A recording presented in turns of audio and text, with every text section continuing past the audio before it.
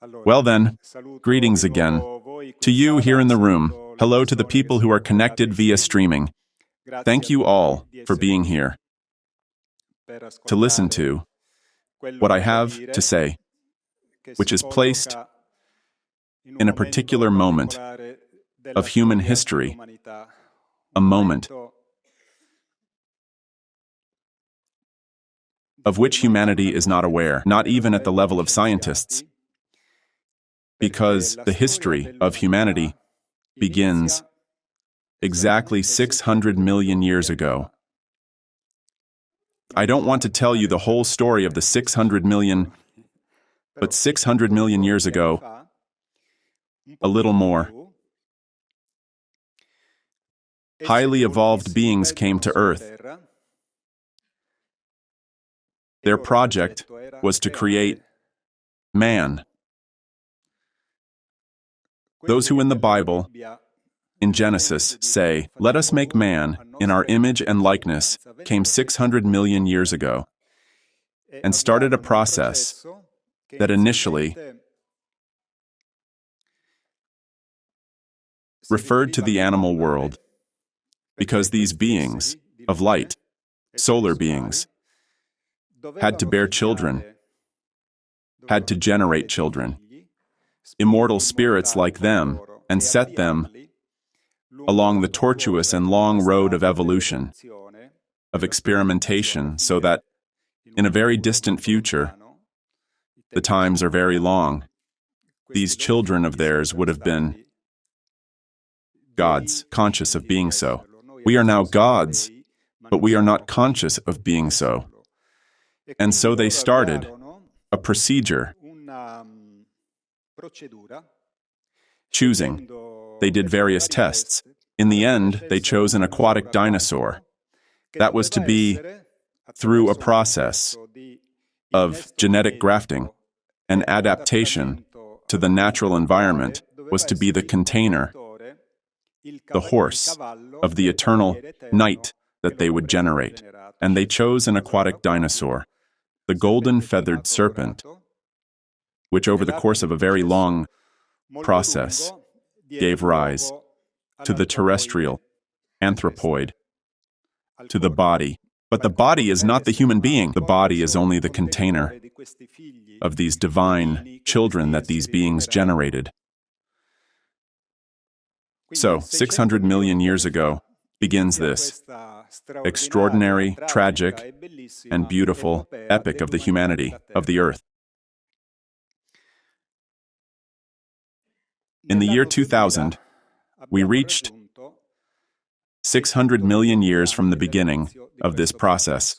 We have entered, so we are in the 23rd year of the last phase where humanity will reach the sublimation of its material structure and a different consciousness of itself.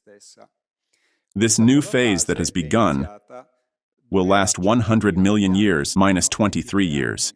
So still very long, but in this phase here of current transformation, humanity looks out to meet the peoples of the stars. This change is a radical change. It is also a structural change of our soma, of the body. It is a structural change, material and energetic, of planet Earth itself. And in these phases of change, which happen in a fairly strong way every 100 million years, in an even more powerful way every 700 million years, occur processes of renewal. But the processes of renewal always bring with them the fall of the old, so that the new can emerge. So in this phase here, we are witnessing the systemic collapse of everything that humanity has built in recent centuries, but also to a systemic change of the same nature, physical and energetic, of the planet Earth. So exceptional events will happen. Extraordinary, but also frightening events, because they must lead to a process, also, unfortunately, for all the wrong choices of humanity, to a purification of the planet Earth, which is in a final phase of death, because of our reckless activities of exploitation, of pollution, and so on. So, at this moment on Earth are concentrated spiritual and cosmic forces like never before, because this phase, because of human folly, could trigger an atomic war and thus the disintegration of planet Earth. It is something that has already happened in our solar system 75 million years ago. A planet self-destructed for wrongful use of atomic energy. Its remains are the asteroid belt, that is between Jupiter and Mars, if I'm not mistaken. So it is a very dangerous period. And it is dangerous above all because no one, except for very few people on Earth, understand what is happening, especially at the level of world power. Apart from certain negative elite, they have not the slightest awareness of what is really happening. So all their plans for the future, geopolitical, commercial, economic, etc., are madness. It's like someone who has metastases all over their body and is planning for their future that they need to learn to play golf. So a madman, so humanity is out of its mind, is completely detached from the true reality of these grandiose processes that all of humanity and the planet itself are experiencing. And so, this means that we cannot prepare ourselves for the future that is already here, because it is already happening. Indeed, we are in the final phase of this process. I am often asked, but when will the contact happen? When will Jesus manifest himself to the world? But that is the date on which you no longer have any hope, because when there will be contact, when Christ will manifest, who is already on earth.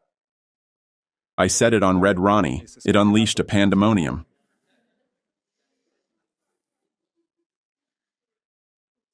All these miracles, these prophecies, the extraterrestrials.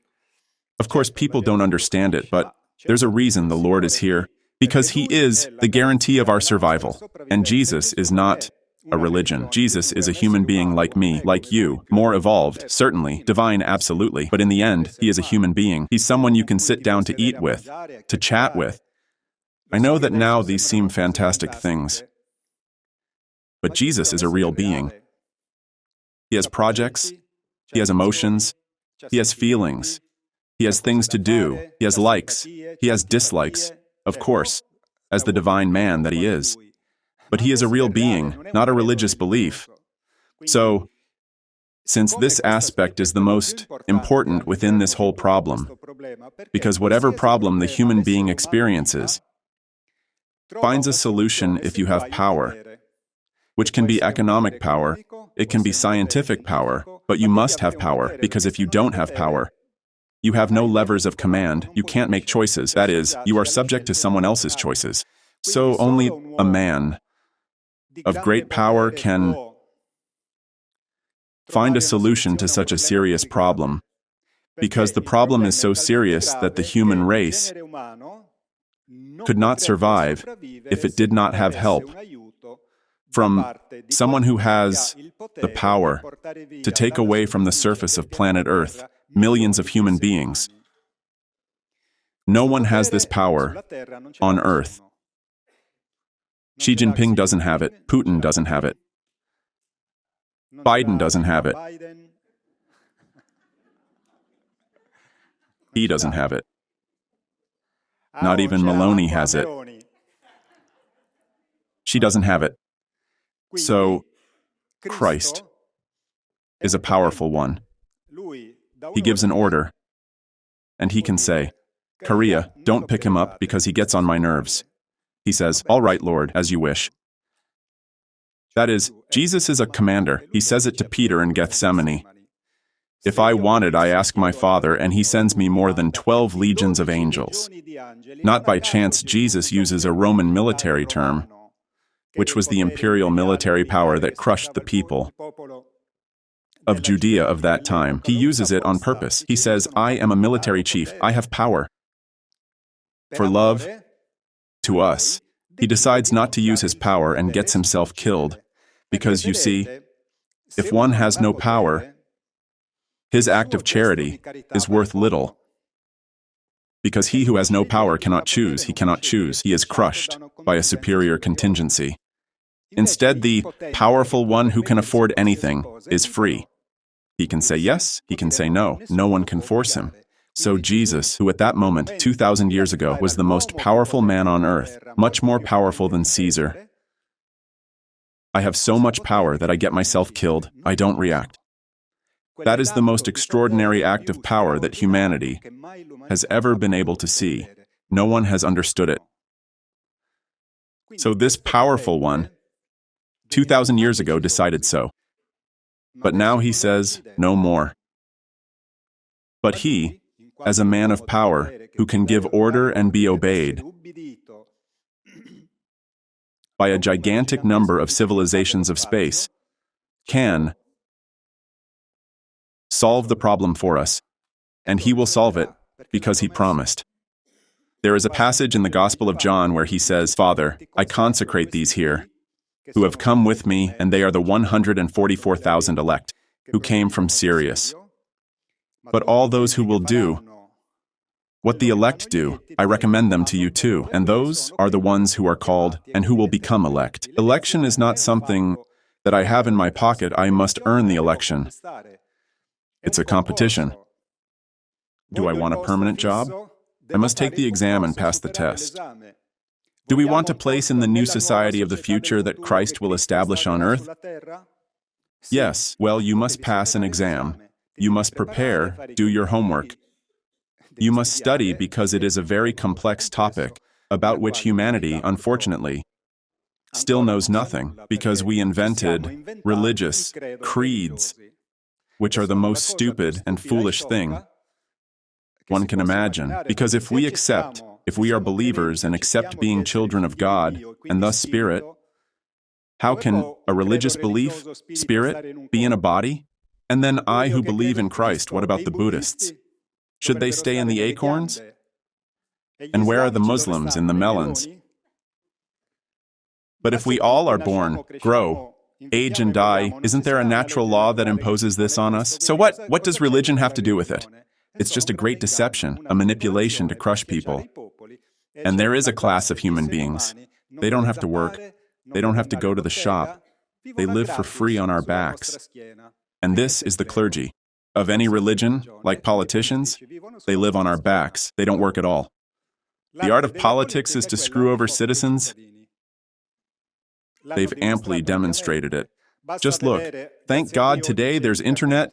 Go look at what Maloney said before, and what Maloney says now.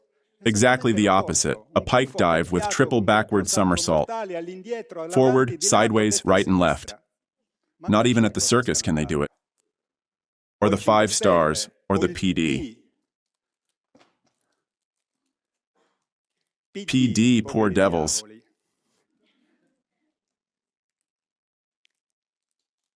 When will politics ever be able to give a solution to humanity? Humanity doesn't need ideologies. Humanity needs knowledge. Humanity needs food. Humanity needs medical care. Humanity needs health. Humanity needs a home. Humanity needs water. It doesn't need political or religious creeds. Humanity needs good relationships. Humanity needs peace. Therefore, the fact that parties with different ideologies exist, we still haven't understood that it's a big scam.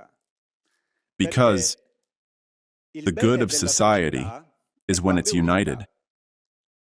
But if there's a party, society will always be divided. Because the party that comes to power will please its own and displease the others. But if there's a part of society that's displeased, and a part of society that's pleased, immediately there's belligerence, conflict.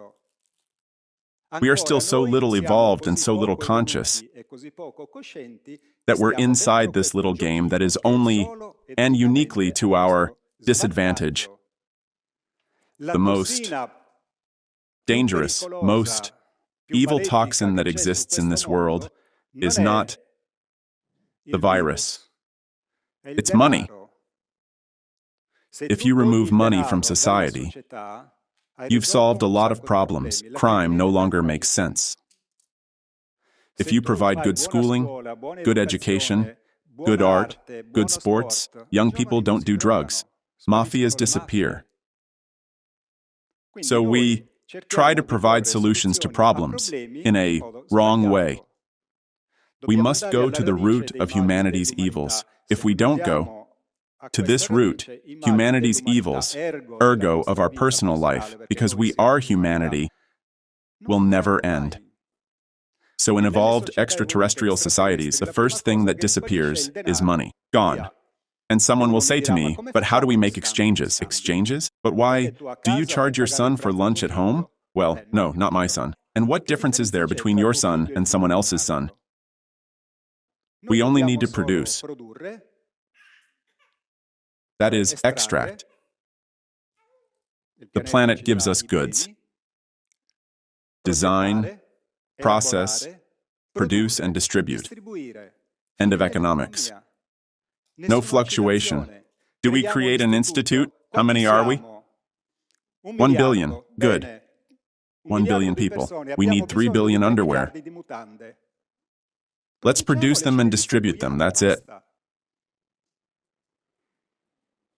How many cars do we need? Let's produce them. We distribute them. It's all ours. The planet is ours. We are on the planet.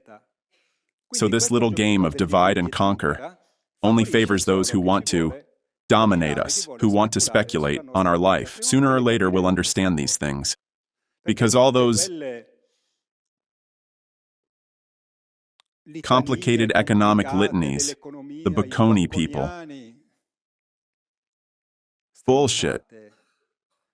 It's the devil's clever way of making the simple difficult through the useless. In a society where there is no money, but there is production and free distribution of goods, there is no inflation.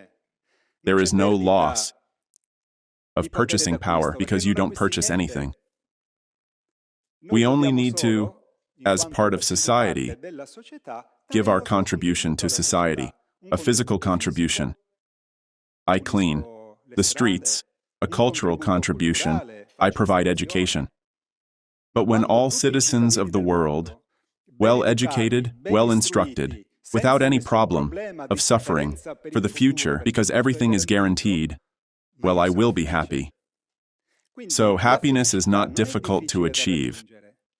It's just that we were born in captivity, inside a mental cage that prevents us from seeing beyond our nose. But happiness is here, just take it. Now it's difficult, because due to our stupidity, we have created frightful problems, and our planet is dying. It's dying. And how do we solve this problem? Because we no longer have the power to solve the problem we have created. That is the karma, to use the Oriental term that we have generated, will overwhelm us. To pay for this karma, universal law imposes the disappearance of the terrestrial human species, which has put creation at risk. But by virtue of the power of who created this humanity, a deserving part of humanity will be saved, physically too, because then, if we are eternal, it's just a matter of time. That is, death as conceived by society doesn't exist. Change exists. You stay a bit here, then you leave the body, stay a bit there, then you come back here, then you go back there, and other more complicated things. But in fact, now, a selection is taking place, imposed by the power that created the world, because it wants this world, which was created by Him, to continue, and its inhabitants, the good ones, to continue. But it's not a philosophical matter being good. I am good. Love and goodness must have a direct correspondence in practice, in reality. It's useless for us to say, I love you. Sometimes friends come who tell me, here, listen, there's Peppino who really gets on my nerves. Eh? But I love him. So either he gets on your nerves or you love him. I mean, the two things are not compatible. No, but when I see him, I tolerate him. But tolerating someone is not a good relationship. You can't tolerate your wife or your husband. You must love them. Because if you're tolerating them, there's a problem you're not facing and not solving. Because if you tolerate, you're not happy. Who tolerates is not happy, feels bad. What is he tolerating? Tolerating is like having an iron on your balls. You don't feel good. Therefore, we must not tolerate. We must solve. To solve, we must not follow emotions. To solve, we must analyze, deduce an answer, determine an action. Don't find a solution? Very well, let's analyze again. Let's give another answer and resolve. Well, let's get to the heart of the matter. So, first, the usual advice. Today is March 25th. It's Eugenio's birthday. He was my spiritual father, the most important contactee of modern history, the sum of scientific, spiritual information. When I talk about spiritual, I mean science, not religious belief, and of information about the present and future of the world, and about what the cosmos is and its inhabitants, etc. No one has disclosed it like him, because he was not in contact with extraterrestrials from Venus, from Mars, or from Alpha Centauri. Eugenio Siragusa was contacted by those who said, "Let us make man in our image and likeness." Eugenio was contacted by the solar genii. The solar genii live on the sun.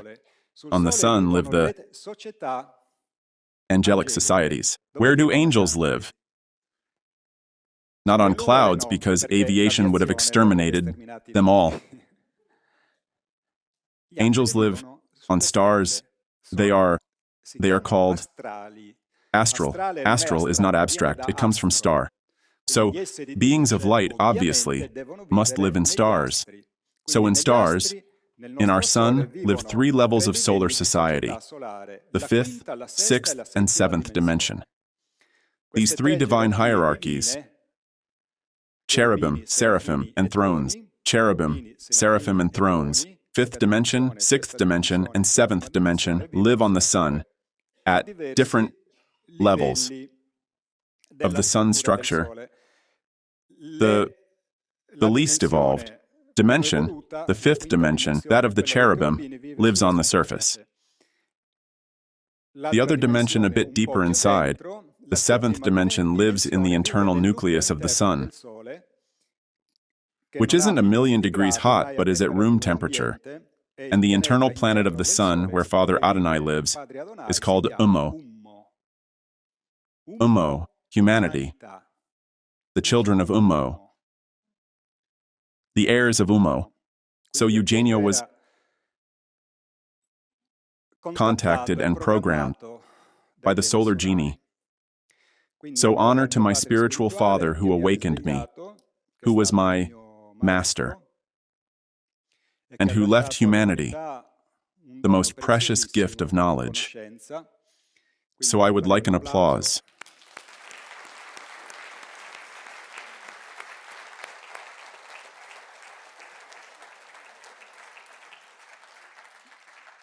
An applause to his memory. Eugenio is alive. I believe many of you will have told the first time I spoke with Eugenio on the phone that he told me, one moment. Tell me, Mr. Siragusa, this guy is crazy. Tell me. I'll come visit you in your dreams. You've heard it, right? The story.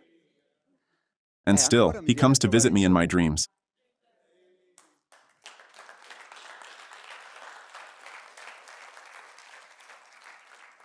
Because he's not dead, he has only left his body, and so continues to give me operational instructions. Every now and then he comes.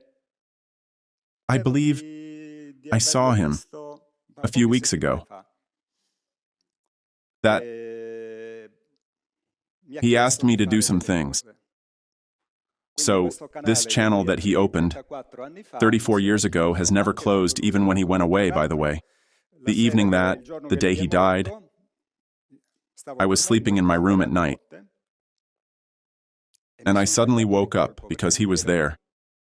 He had come to say goodbye to me before going away. I couldn't see him, but his spiritual presence woke me up. I just suddenly woke up. Eugenio, where are you? And I felt him in front of the headboard of the bed. It was just a moment then. He went away.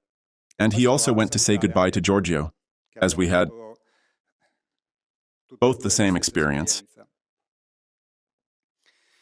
Well, the usual advice for purchases that you know, but it's routine.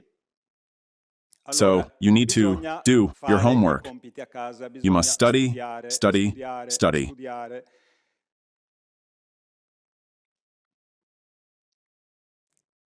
The study won't give you mastery of spiritual science, but the work we do reading the messages, written or better dictated by entities, evolutionarily superior to us, nourishes our spirit. Our soul draws nourishment from it. This elevates the vibrational frequency of our three levels, bodily, soul, and spiritual, and allows better attunement with the beings of light, who will become the more we attune with them, our advisors and our guardians. And so, what do? When they approach us, they don't make us go crazy. They activate, elevate a little our intelligence quotient. They help us. And so gradually this science, from merely didactic, science that I read, must memorize, becomes an intuitive science. I begin to intuit because I activate levels of my bodily structure, soul, that for now are dormant, because we have a low energy level. You know the toy when the batteries are running low? You put in the charged battery and, well, our body and our soul work on nuclear energy that is produced in the body, cold fusion. If we nourish ourselves with the knowledge that the higher dimension sends us, our body is vivified, our cells receive benefit from it, they become stronger. Our immune system strengthens, our soul awakens, and gives us those senses that for now are dormant. We, reincarnating, are developing, building the astral body that we call soul, because in a future, when this astral body will be formed in all its structures, we will no longer need, as spirit, to live in a material body. We could live only with the astral body. But if needed, we create the material body instantly, because when an astral body, perfectly formed, can immediately generate a physical body, which is what happened with Jesus in Mary's womb. Christ formed the body, his physical body, because his astral is a divine astral, therefore, it's a perfectly formed body. The astral has senses, like the physical body has them, but it has the 5 senses that the physical body has, plus others, that we still don't have, which are the so-called ESP faculties, extrasensory perception. So when we will have brought our vibrational frequency to about 40,000 cycles per second, 40,000 hertz, the astral body is practically formed, and you can live only in your astral body. Those who reach this frequency level, in fact, become conscious immortals. For now, we are unconscious immortals, still bound due to the little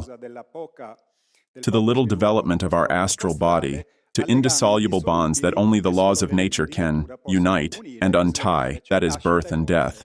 But when you reach that level there, you become master of these bonds.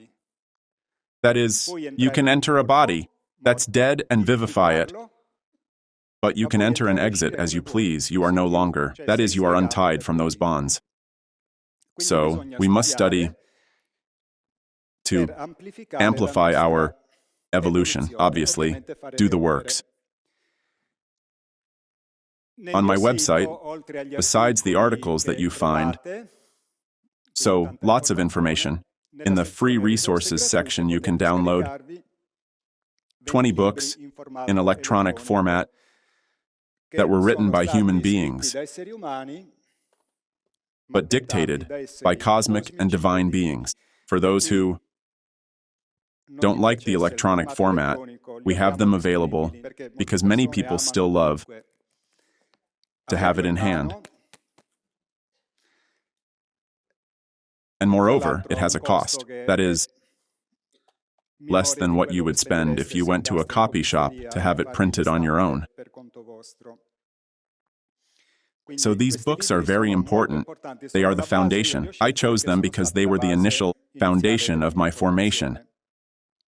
If, then you don't find them. Anyway, you can write to this email, info@cosmicshop.it, and you find them. Another basin of information, my YouTube channel. Subscribe if you haven't done it yet, so the channel expands. And here too, there is lots of information. Then there is Giorgio Bongiovanni's website, Contactee and Stigmatized, who gives us the real-time pulse of messages coming from extraterrestrials. There's also Giorgio's YouTube channel. Then there are the seminars, which are in-depth courses.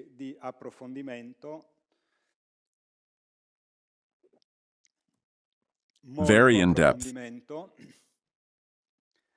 on all these themes that I talk about, which are really many. Who would like to participate online? In the seminars can write to the email events@piergiorgiocaria.it.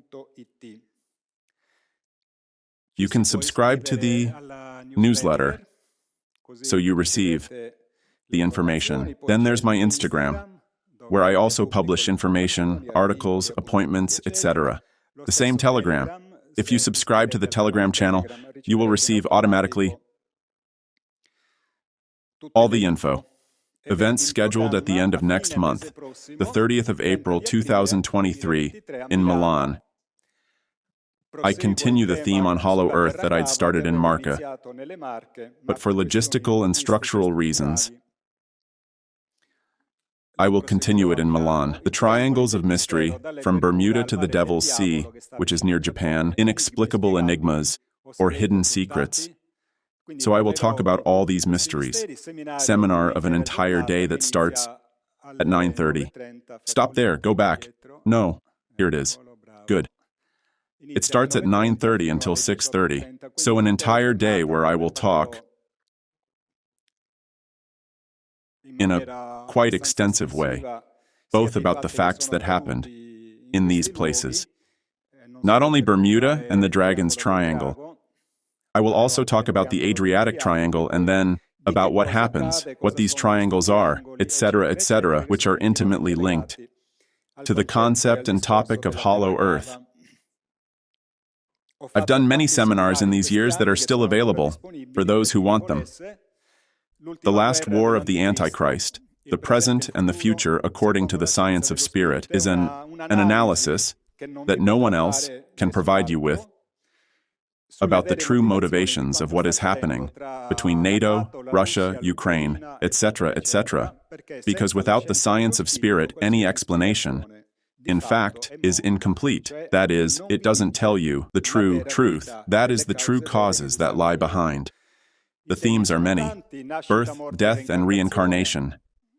the revelations of the cosmic masters about the mysteries of life, or sacred geometry, fractals, and God's thought, mysteries of history, the immortal prince, and the mysteries of Musinais. Well, as you can see, this is an analysis. This instead. Ufology, especially the topic of Pentagon revelations up to Biden's law on UFOs. It's an analysis where I have dissected the occult meanings of that strange fact that connected the gates of hell to the introduction of Green Pass to be able to work. It was a great satanic ritual.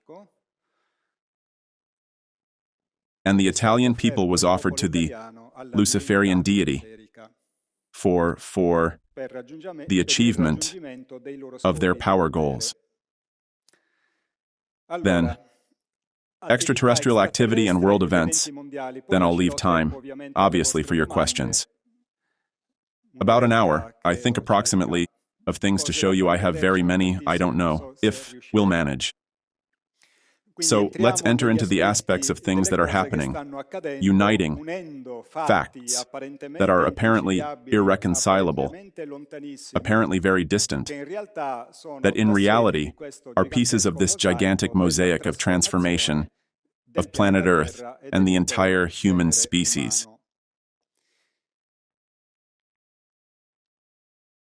I divided them by macro arguments, macrocosm, microcosm. In February, the Neanderthal comet passed. It's a mystery, but it isn't. The fact that when comets pass, often instinctively, astronomers assign them names that are not random with respect to what happens in the world.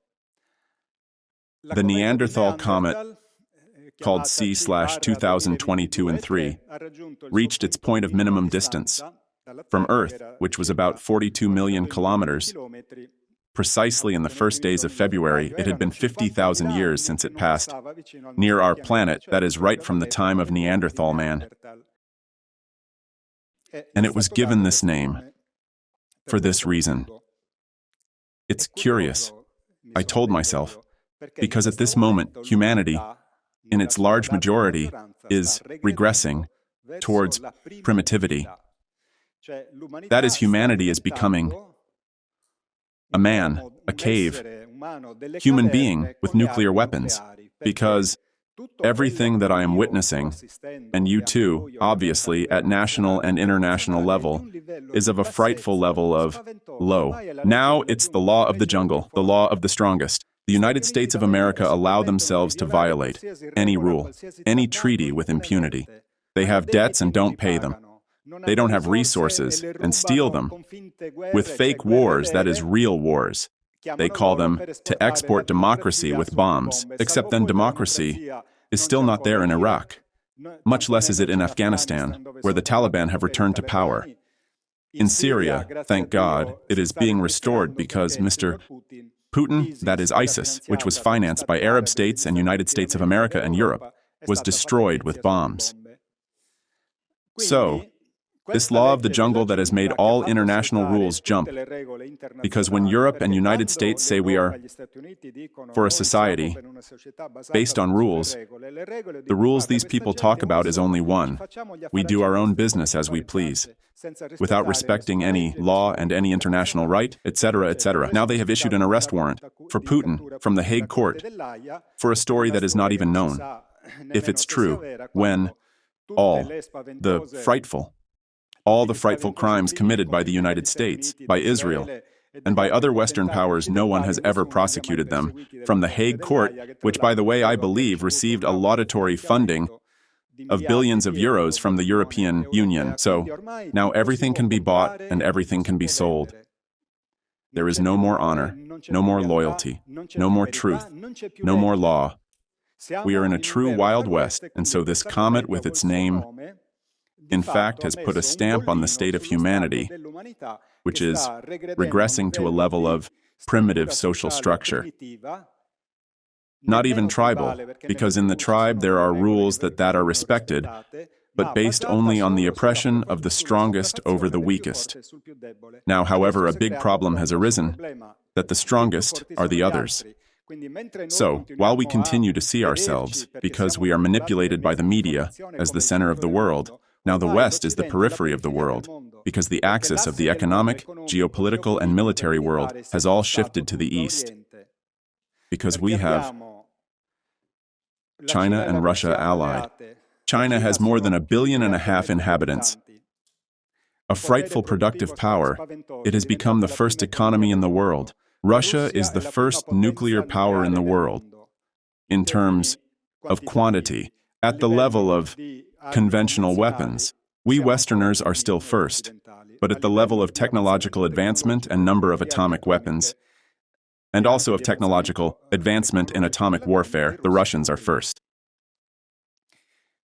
With these, the Indians are allying who recently surpassed in number of inhabitants China.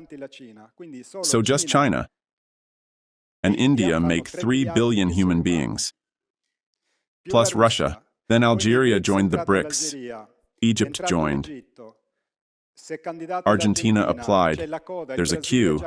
Brazil is already part of it. So the real advanced world that invests and has the resources is no longer us. We are left only with the paper money economy. So a huge speculative bubble without having the goods. A very dangerous situation, because with the number of weapons that the West has, and in a situation of systemic collapse, it is very easy that an atomic war could break out.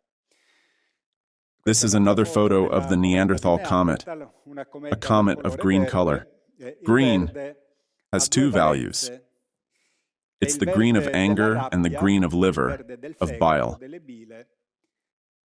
And so in this color is reflected the condition of humanity.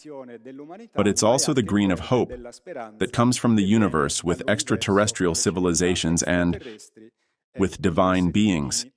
Eugenio talked a lot about comets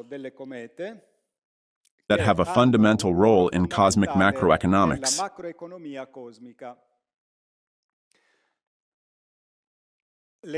Comets are like sperm. The sun is like the female ovum. Genetics has developed following an established program, even before life manifested itself on your planet. Because when a sun forms, when a sun is born, immediately that sun is inhabited by solar beings who must manage its evolution. So, as soon as the sun forms, the solar beings settle in. Immediately they make a program for the development of that solar system that becomes a classroom. Every classroom is a planet, where the spirits that they will generate will do all their evolutionary path to start from unconscious divinities, perfectly blessed, to make a whole round that lasts exactly 4,900,000,000 years, and return to being perfectly blessed divinities but also perfectly conscious. One starts perfectly blessed but totally unconscious to become a formed God, perfectly blessed and totally conscious. This is the wonderful path of the Spirit. That is the Spirit. From when it is born to when it becomes adult, it takes 4,900,000,000 years.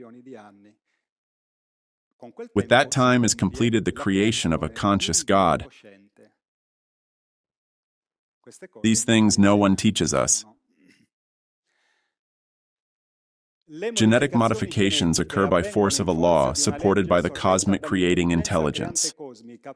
Because the genetics that we possess, our DNA is programmed by these beings.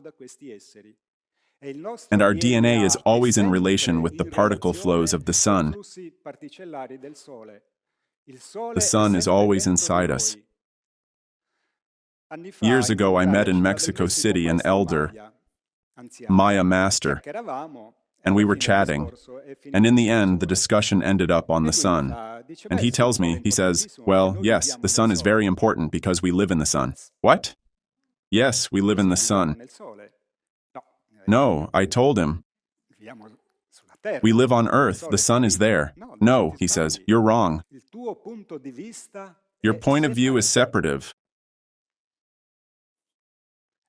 Explain to me, sir, please. I don't understand you. He says, we are inside the heliosphere. Ah, it's true. The heliosphere, if you go look at it in drawings, is a uterus.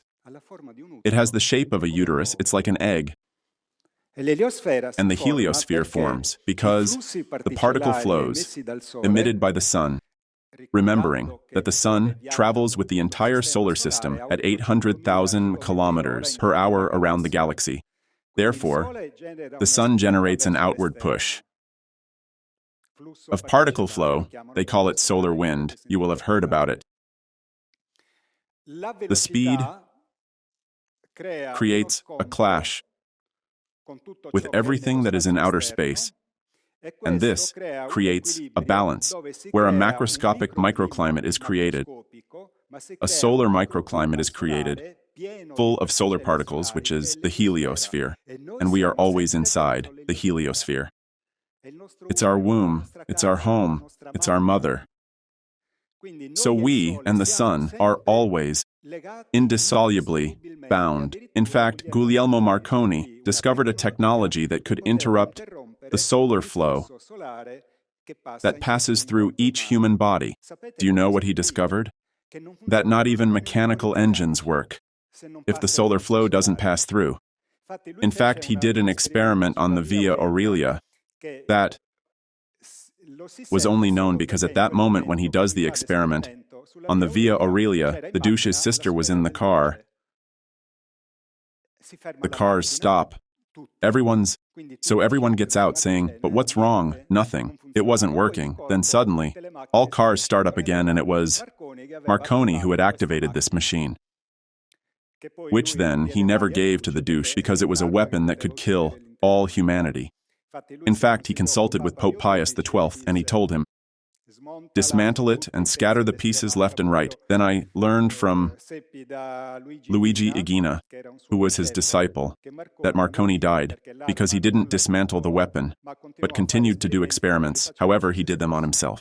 So he tried once, tried twice, tried 3 times. In the end, he killed himself.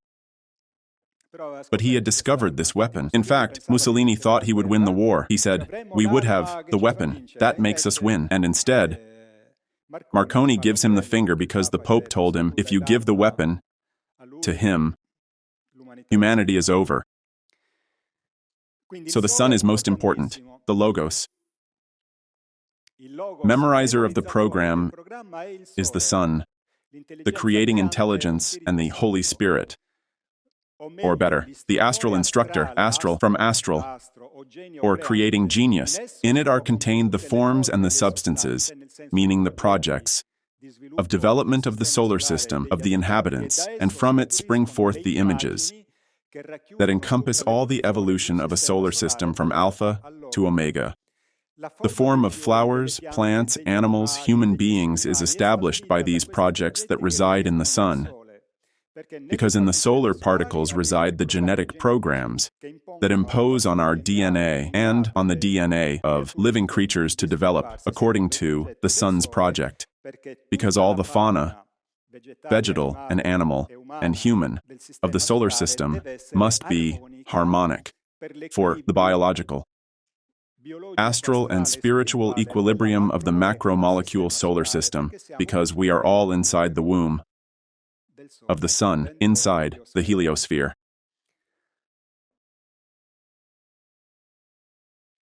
In fact, before being, everything already was. That is, it was already in the project of the divine mind. But these are discussions or theological languages. Today we can talk about genetics, genetic programs that through energetic schemes, energetic structures, then become physical, material, and biological structures. In fact, our astral body is the form-structuring field that gives order, and it's the soul that tells the cells how to differentiate, therefore, from undifferentiated cell that is in the medulla, at the beginning when it fertilized, can begin to be eye cell, bone cell, muscle cell, etc., etc. It is the orchestra conductor. It is the soul. But the soul then in turn receives orders from the sun. There is the sun that tells our souls. That's why we are all humanoids. Because there is a single scheme, albeit with the various racial diversities, and with the distortions that we generate with karma, but in fact we are all humanoids because all the information that structures human society comes from the sun. So it's a predetermined program. The visible manifestation is palpable. So this, I explained to you, is a manipulated resultant by frequencies vibrating at high or low dynamism, and hence the light is the conductor. Therefore, the solar particles. We have told you what is possible to obtain by manipulating light and thus modifying the various frequency fields. What I was telling you before, if we, through specific practices, with our will and free choice, do certain things rather than others, we elevate our frequency fields, and we can fill all those deficits that can bring us depression, illness, unhappiness, etc., etc. Matter and its various organizations are the result of astral frequencies. Therefore, from the star and of vibrating, dynamism's vibrational. We, that is, they, are masters of these high knowledge that you cannot yet understand. These beings can maintain a physical body, alive, eternally, because they have the perfect knowledge of how to structure and rejuvenate and maintain in health a living cell. The galaxy, in its own way, is another home. So we have the small house of the heliosphere solar system, and then we have the big house, which is the galaxy, where everything that the galaxy contains rotates around a central sun, the galactic sun, which is called Manasic sun. The Manasic sun is what coordinates all the suns of all the solar systems. Why?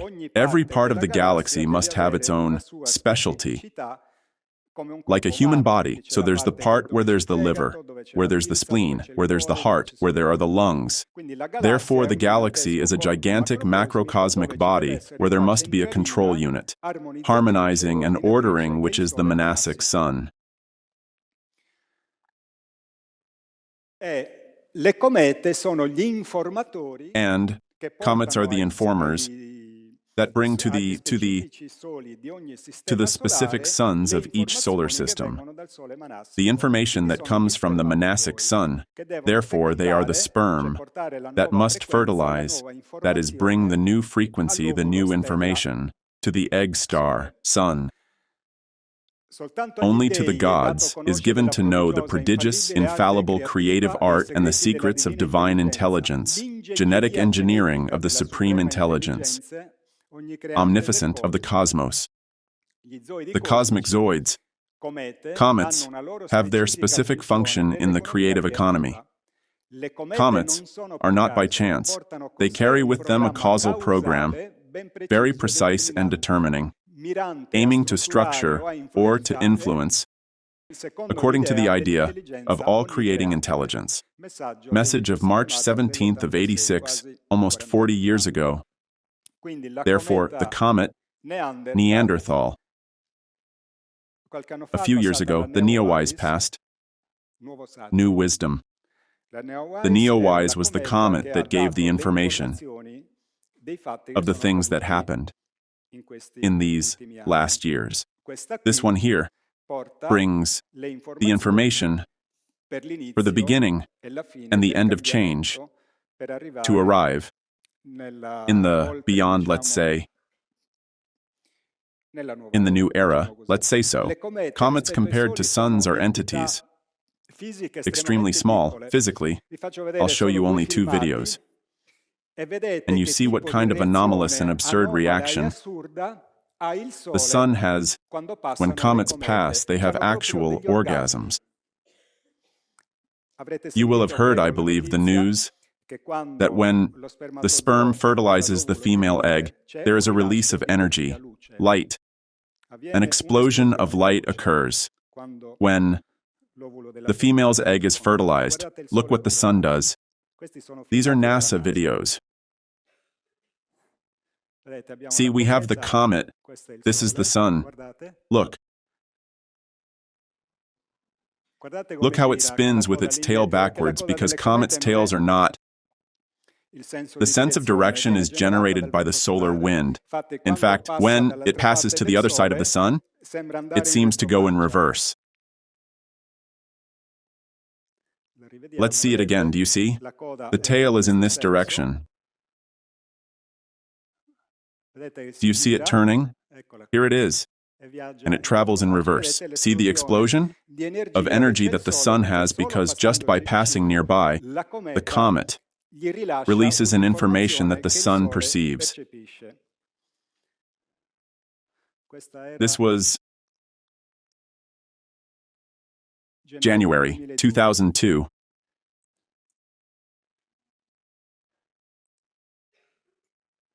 This one, I think, impacts on the sun. Here it is. 2, actually. Boom.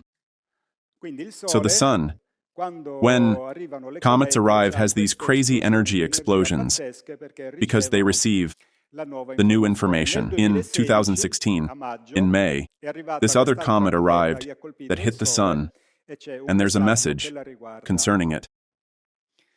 Saturn communicates, comets are cosmic spermatozoa, we told you in previous communications.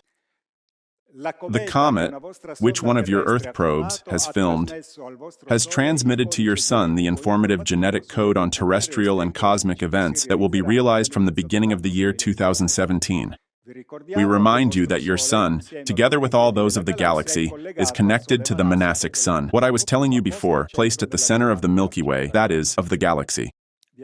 We have told you that the message of the Celestial Mother transmitted in Fatima, first in 1917, then in 89, when Giorgio Bongiovanni received the stigmata. Besides being messianic, it also has a cosmic importance, undoubtedly linked to the new era, that soon the planet Earth and all your solar system will face together. The dawn of Christ's return approaches. Prepare yourselves. Therefore, it's all connected.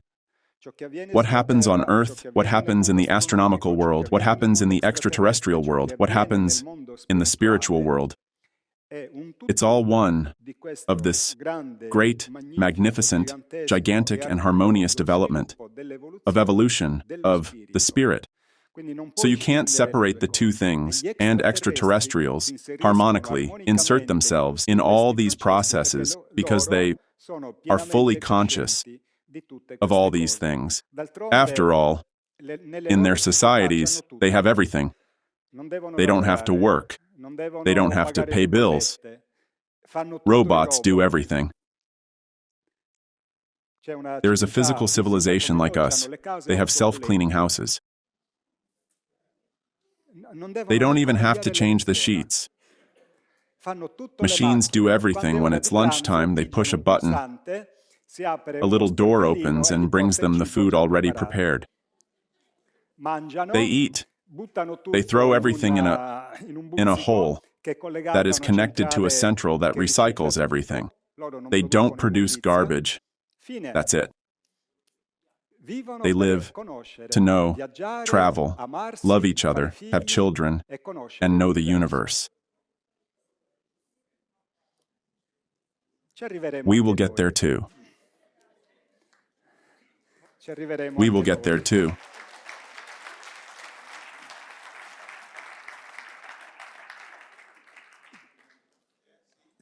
Certain beasts will disappear from Earth. We will no longer have, for example, that being a bit out of time, dragons. They will no longer exist.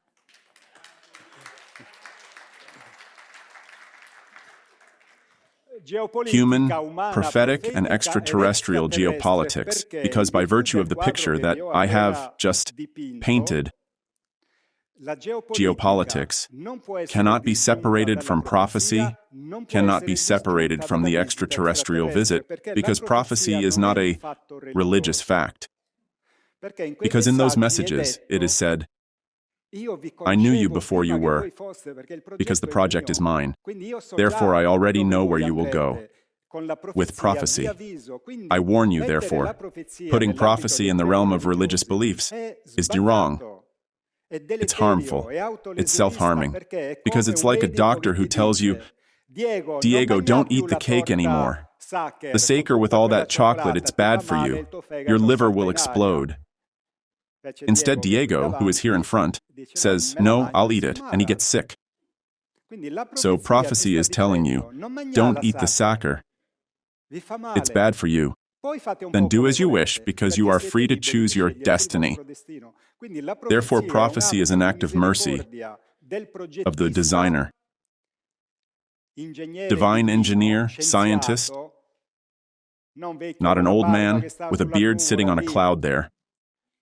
I mean, if God is that thing there, I don't want to be God. I mean, he stays there, old, always old. What is that? God is young. God is young. God has the appearance of a child. George Adamski, the American contactee, when he starts to travel in extraterrestrial spaceships, and always saw inside the spaceships a painting where there was the face of a child, a boy.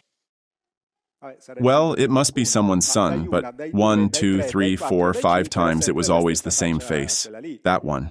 So he said, excuse me, but this one here, who is he? And they say, that is God. Ah, what do you mean?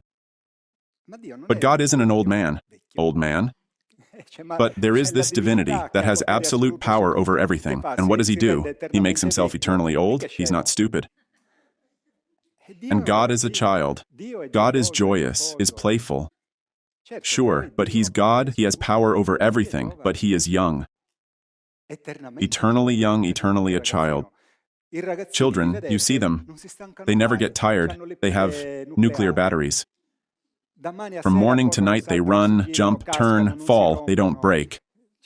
Amazing, they have a frightening energy. That's God. So God is young. God has the appearance of a 13, 14-year-old. No more. Because God exists, he's a person. He made us in his image and likeness, and, therefore, which is not only in form, it's also in the 3-part structure. The 2 beasts of the apocalypse. Being the forces of good, enormously less numerous and weaker, from all points of view compared to the forces of evil. The forces of evil have everything in hand. They have science in their hands, the one with the final H. They have the banks in their hands. They have the weapons in their hands. They have in their hands the law enforcement that work for them, they don't work for us. Law enforcement maintain and defend the privilege of the caste. They don't defend us, because when we protest for our sacred rights, the riot police arrive, the police, the financial guard, and they hit us with batons on the skull. Therefore, they, sons of the people, don't defend the people. They sold themselves to power to get a salary. That's why money is a toxin that prevents a society from developing in good. Money is a poison. It must disappear also because it's a human product. Money isn't extracted from mines, doesn't grow on trees. Money was invented by human beings, and therefore, whoever has in their hands the production of money, in fact, is the occult dominator of all humanity. He decides humanity's fate. It's enough that a scientist says an unwelcome truth to power, immediately gets marginalized, therefore there can't be free science in a society where there is money. They made me laugh in these 2 years of pandemic, 3 years. Science says so, but science doesn't exist. Scientists exist. human beings, male, female, who can be either corrupt or honest. Mrs. Science doesn't exist, just as Mr. State doesn't exist. Human beings exist. Have you seen the chats of Speranza with Lucifero? That is, 4 idiots had 60 million Italians as hostages. But how can we allow this? The minister said so, but who? The minister? Who is he? Any imbecile gets up.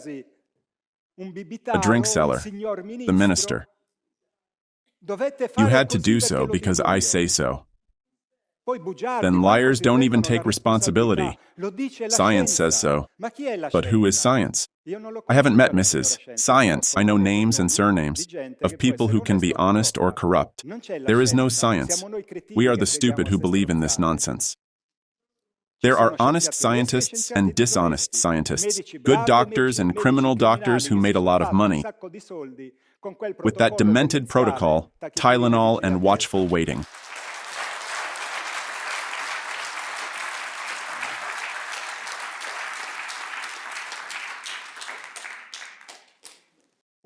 A doctor who has lost his hair has no right to speak.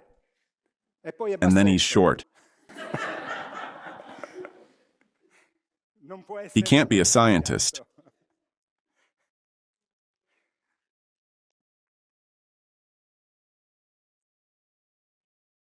So, the forces of evil have everything in hand then, since God has a project, and God tells us, "Come, blessed of my Father, take possession of the kingdom, new society, prepared for you since the foundation of the world, from the creation of humanity." Because when they created humanity, they knew where they needed to end up.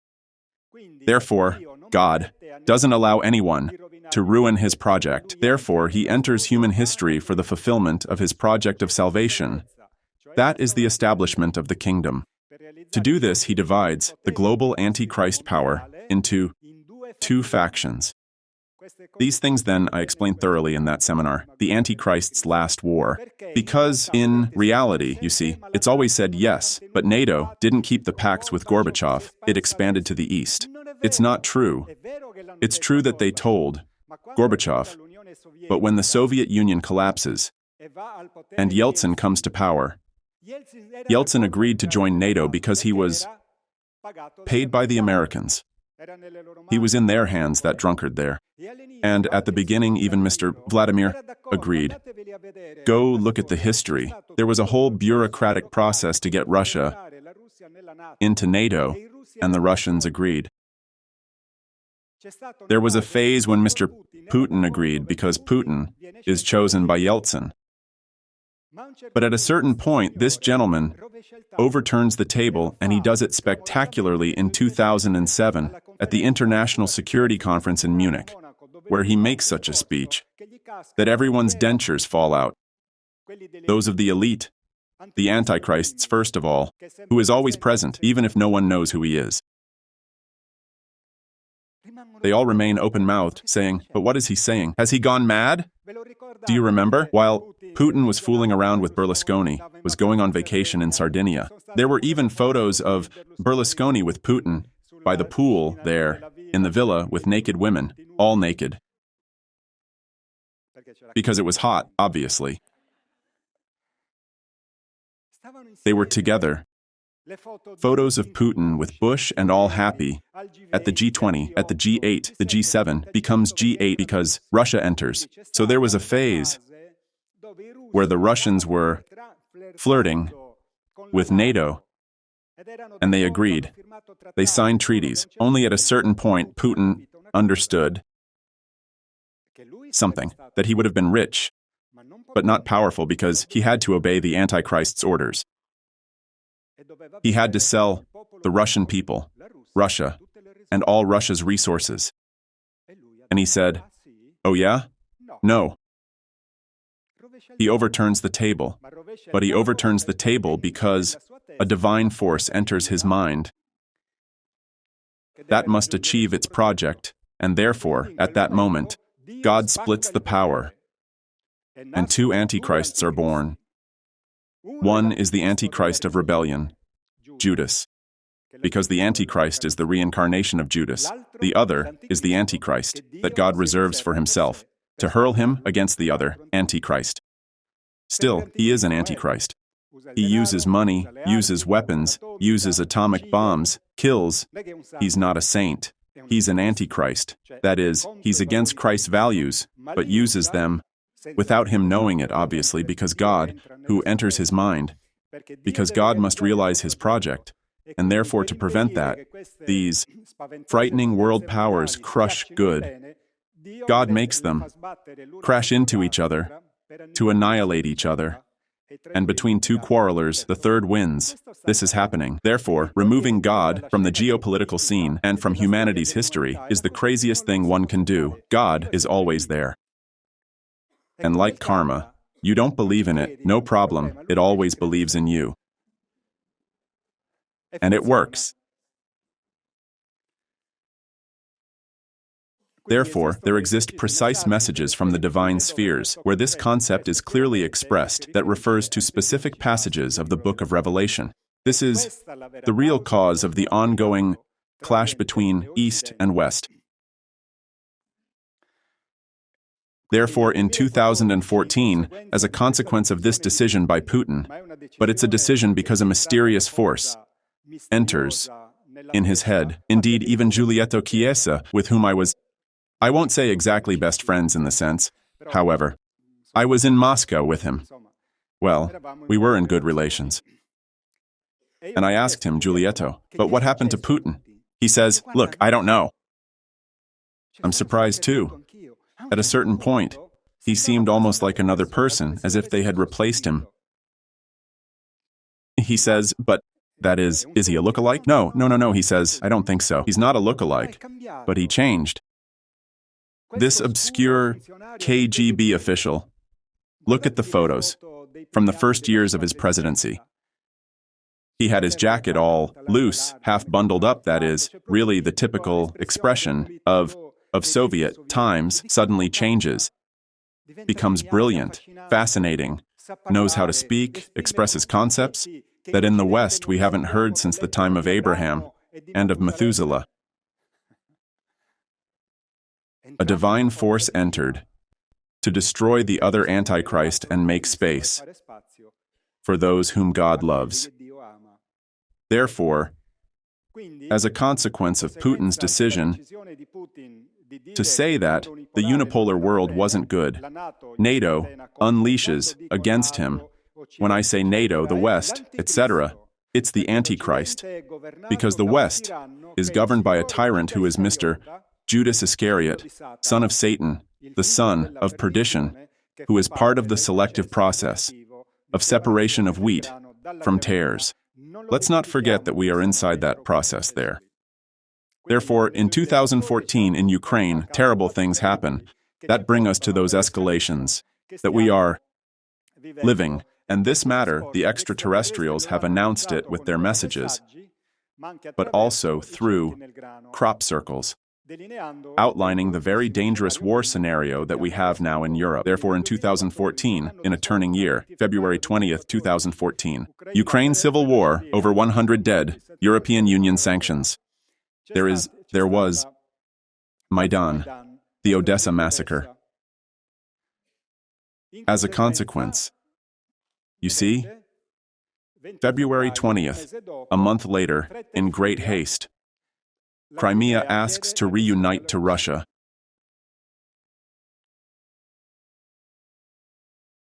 There is the referendum that wins with a more than overwhelming majority, over 90%. It is the decision of the people of Crimea, is that to return fully to what has always been their motherland, because Crimea became Ukrainian by a decision of a leader. I don't know if it was Khrushchev who gave it, but at the time it was like, that is, it had little meaning because it was all inside the Soviet world. But once the Soviet Union collapses, suddenly, the Russians of Crimea find themselves Ukrainian. But they always felt Russian, just like the peoples of Donbass who from 2014 until Putin's entry into war or special military operation were Russian. Donbass is Russian and was being bombed and killed by Ukrainians. Therefore, the Ukrainians want Donbass, but they were killing them because they are Russian. In reality, it's all maneuvered by NATO, because they had to irritate Russia and push it to war, and Putin didn't enter the war immediately because he wasn't ready. Therefore, it's true that NATO took advantage of the Minsk Treaty to arm Ukraine, but it's also true that when from 2014 the Ukrainians bombed Donbass, and Putin doesn't enter to defend his own because he wasn't ready. So Putin too took advantage of the years from 2014 to 2022 to arm himself and prepare not for a clash with Ukraine. Putin prepared himself for the Third World War. Indeed, Russia now is fighting, with one foot raised and one arm tied. That's how it's fighting. It hasn't deployed practically anything yet. Because if Russia had unleashed with all the power of its army and its weapons, Ukraine would fall in 3 days. But he knows that Ukraine is only the first stage of the clash. And this clash will arrive, to be direct, and will be fought, unfortunately, in our home. For this we are morons, and we are not protesting, but our corrupt rulers are pulling us into the war because Italy is belligerent providing weapons to Ukraine. And with all the American bases and atomic bombs we have at home, we are target for atomic warheads of Russia. We are not realizing it. Russia has already turned all its economy towards a war economy. They have reconverted many industries that are producing at breakneck speed weapons, tanks, cannons, hypersonic missiles, atomic bombs, because the clash will be global. It already is. The Pope said it. The war in Gaza, message of July 22, 2014.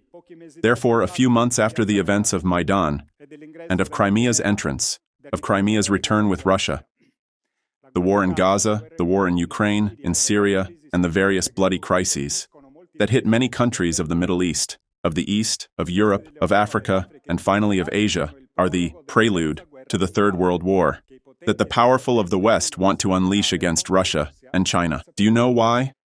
On the evening of February 24th, Putin entered Ukraine? Because the Ukrainians, that is NATO, were already amassing troops to invade Crimea. Putin beat them to the punch and messed up their plans. Unfortunately, our media and our paid journalists, who aren't journalists because they deceive public opinion, loading themselves with a frightful karma. They will all do the second death. Not one will save themselves, because they are all criminals. They are accomplices of very serious crimes towards life, towards God, and towards humanity. They will have much to repent for. In a previous communication received by the writer, our brother, the celestial monarch said, "I will overturn the minds of the powerful. I will set them one against the other, their perverse spirits." Here, this process is ongoing, and has been ongoing since the events of Maidan. Better, it has been ongoing since the moment Putin in 2007 makes that infamous speech in Munich during the international conference. During the Conference on International Security, where he says, "The unipolar world does not work. We must get out of this system." What was the unipolar world? The New World Order headed by the Antichrist. That would have led to the establishment of religion that worships Lucifer.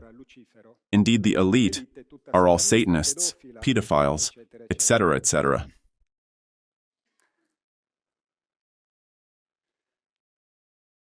Here, this process is ongoing, and the Antichrist, master of the world, is in serious difficulty. Our Lady spoke of this at Fatima.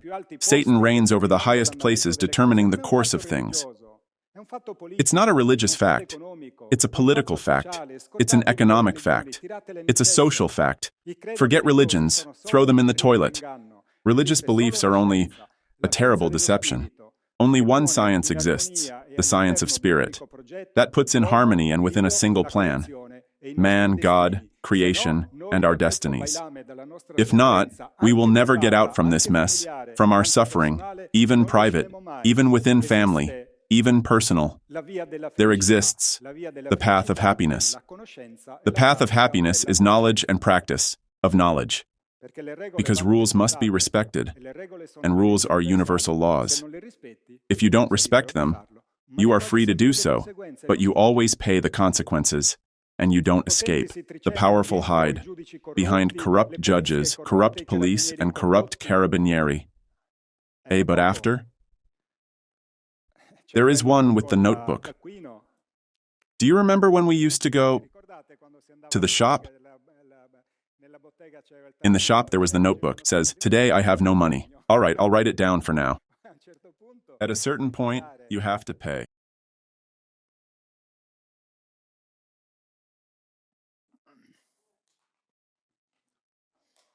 So, the Antichrist was already in serious trouble. Indeed, the more insolent, cruel, and violent he becomes, the more it is a sign that he is weak. The weaker he is, the more wrathful he becomes. Even this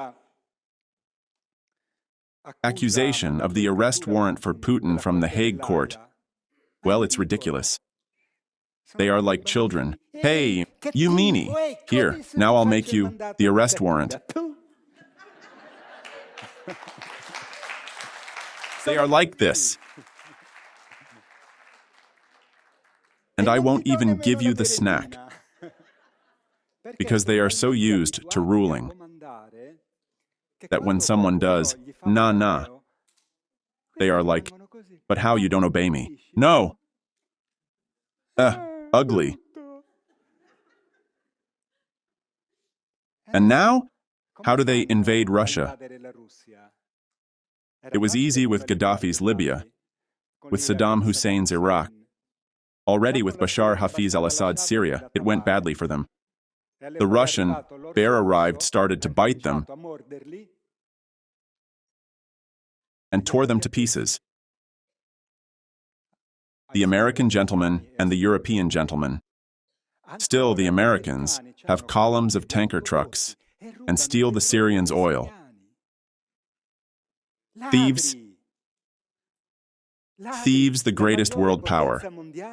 Vulgar thieves. Thieves. They steal oil. These thieves. Where's your dignity? Shame on you. They found in the computer of Biden's son, Hunter Biden, videos with children, with prostitutes. These people they are thieves. They are depraved. They are liars. They have no ethics. They always betray. That brazen face of Albright. The whale on two legs. Peace to her soul, give my regards to Master Satan. The journalist asks her, "But 500,000 Iraqi children, are they justifiable?" Well, yes, if we must make our considerations, yes. 500,000 children? Dead because of American sanctions. And where was the Hague court? With the chickens? In the Hague.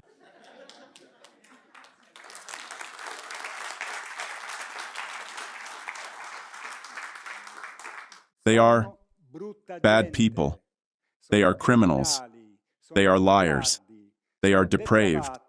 They are violent. They are without God. We must get rid of them, because these people hurt us so much. Not with violence, because violence never pays. But we must make different choices, because otherwise we will be considered accomplices. Don't forget it. Much suffering will come to Italy.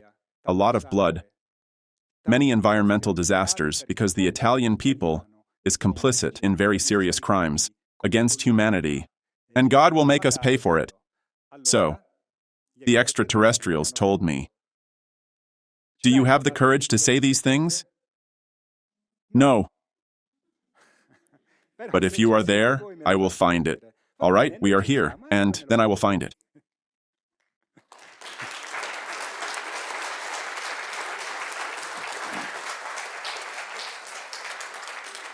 Someone told me one day, says, but you? Maybe they'll kill you. Well, I said, look, anyway, the master of The Hague,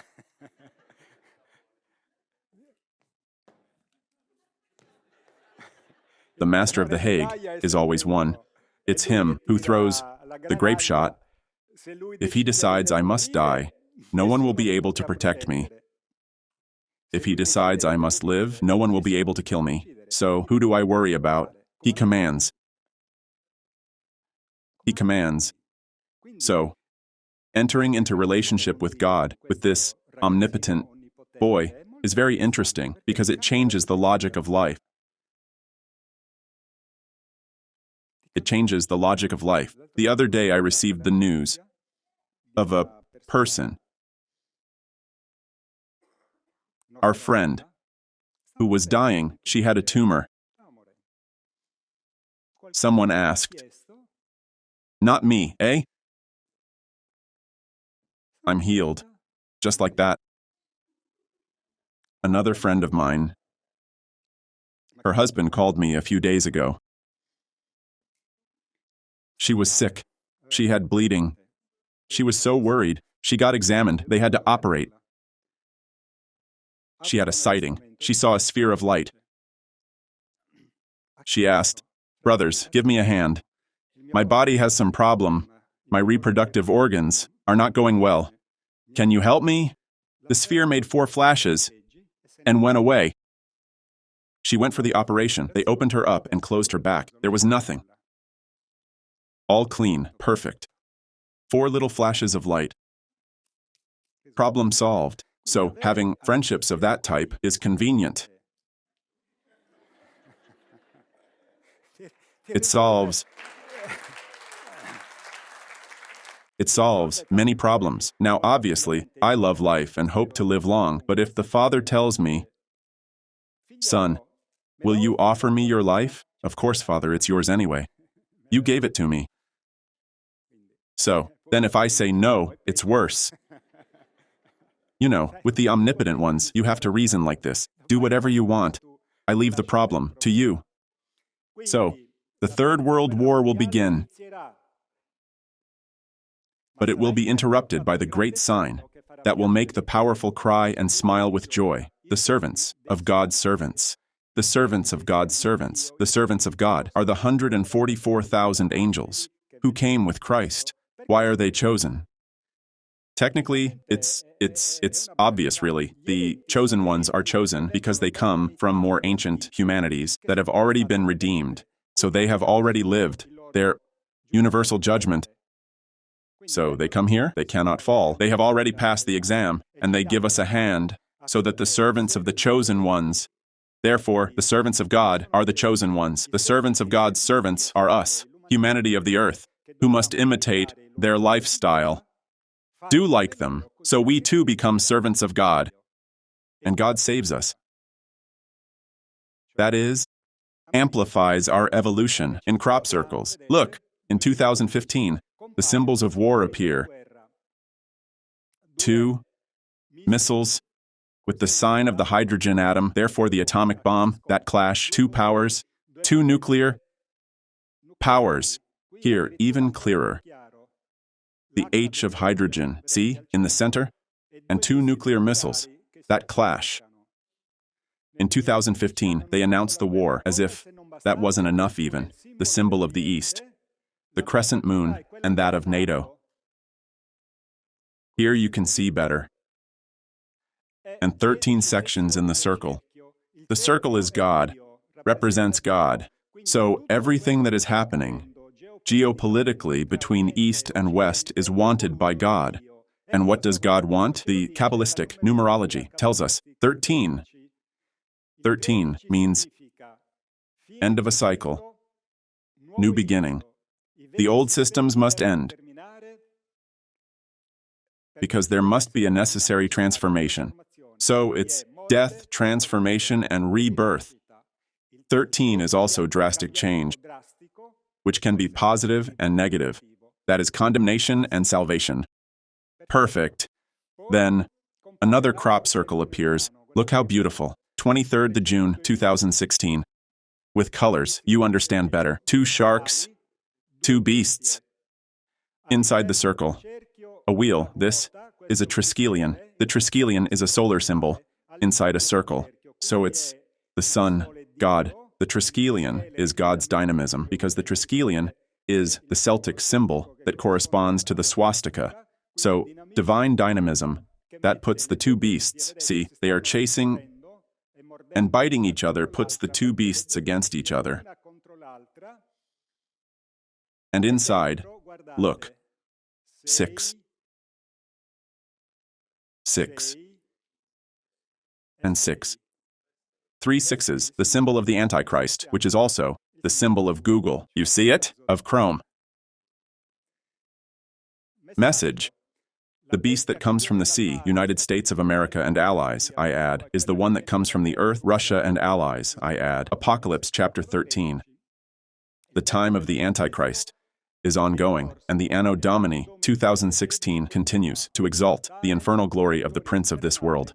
But it comes the time of our Lord. It comes the time of purification and resurrection of all souls who have said yes to the call of Christ, which is not, oh, Caria, are you there? Yes.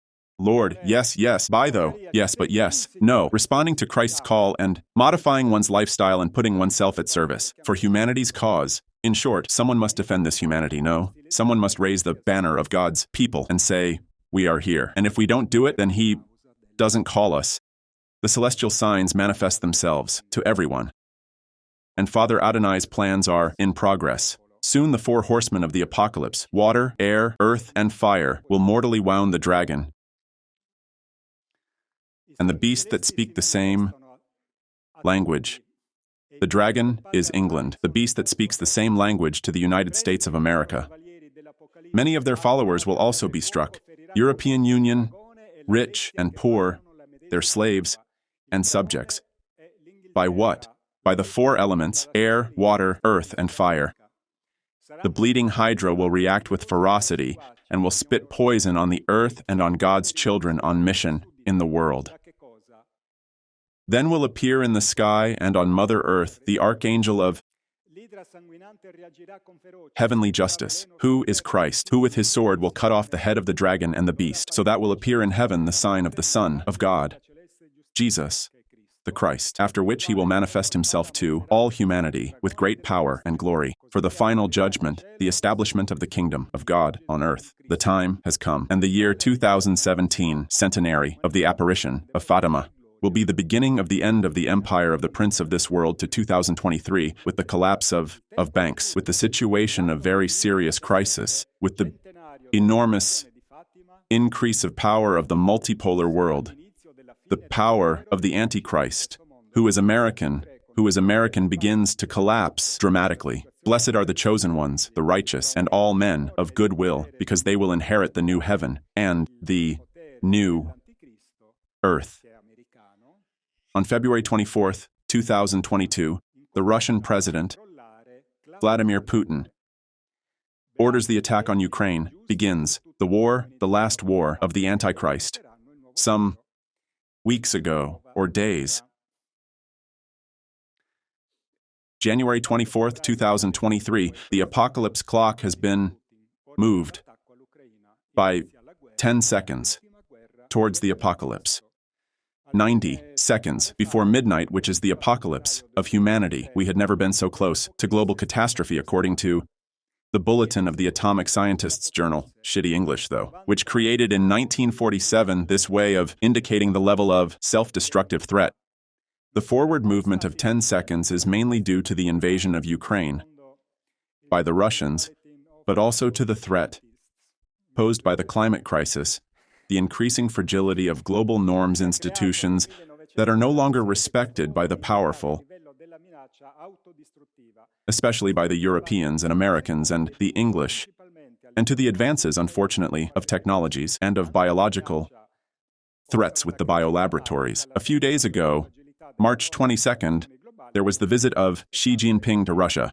Xi and Putin swore eternal friendship. They laid out their plans for the future, which are increase in production, increase in gas and oil exchanges and other resources, nuclear development to produce energy, etc. Excuse me, but that the Earth is dying, do any of these people here remember? I mean, but on what must be based the development of billions of people in Asia who want to approach European, American standards of consumption? I mean, these are crazy. What is the future? What do the old and new powerful ones envision? A future of madmen, of dislocated people. Oil, gas, coal. But here, we can't breathe anymore. We enter the crisis, in the crisis of the ecosystem, and still with extraterrestrial messages and prophecies. The Earth cries in pain. I wrote on March 13th, 1992. I heard the Earth moan in pain because of this enzyme man cursed by God.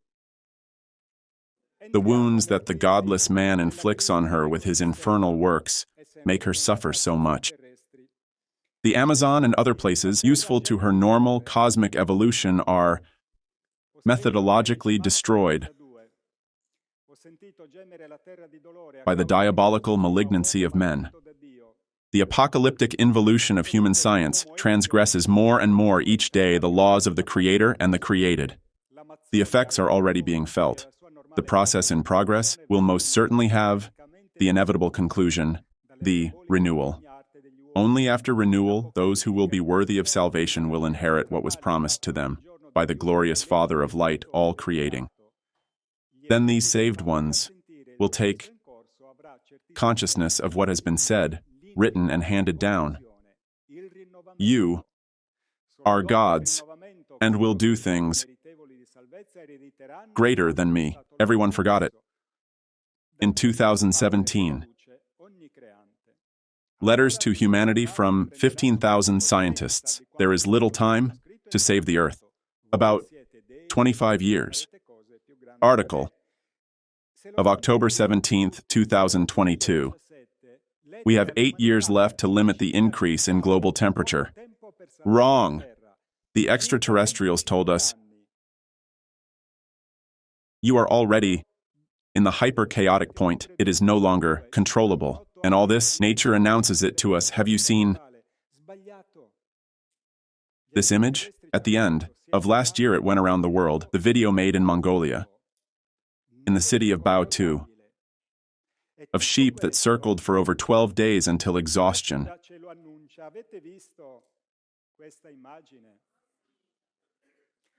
The video appeared for the first time Wednesday, November 16, 2022, on the Twitter profile of the Chinese newspaper People's Daily. According to the owner of the flock, that is of the flock, let's say of the farm, everything started with some sheep, and after, the entire flock joined them. The usual know-it-all scientists said that it's a bacterial disease called listeriosis. Now, these diseases like this, no one has ever seen them, then suddenly, something happens. Yes, but it's listeriosis. Go take a shit. Let's see the video. It's crazy. Then the circle is perfect, look. These, seen from outside, more than 12 days they went on spinning until exhaustion. This one all happy, me too, me too. Round and round, the world falls. That too is a message. Now the curious thing is that there were 34 sheep pens, so it was a large farm. Only the flock started spinning from pen number 13.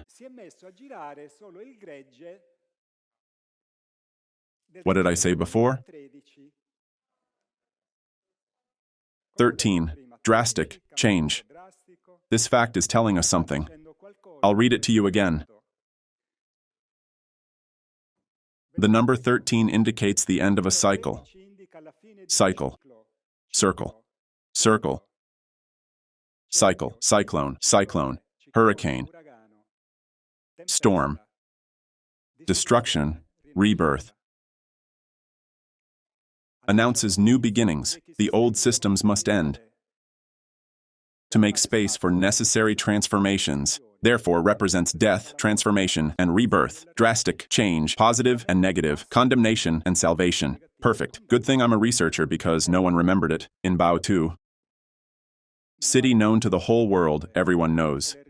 Bao 2. No? In Bao 2, look. On September 12, 2010, the extraterrestrials blocked the airport. So, it's all connected. So the extraterrestrials wanted to give us a message through nature, because nature listens and perceives much better than us. And anyway, the phenomenon is global, because it wasn't just the sheep. Look here. Horses.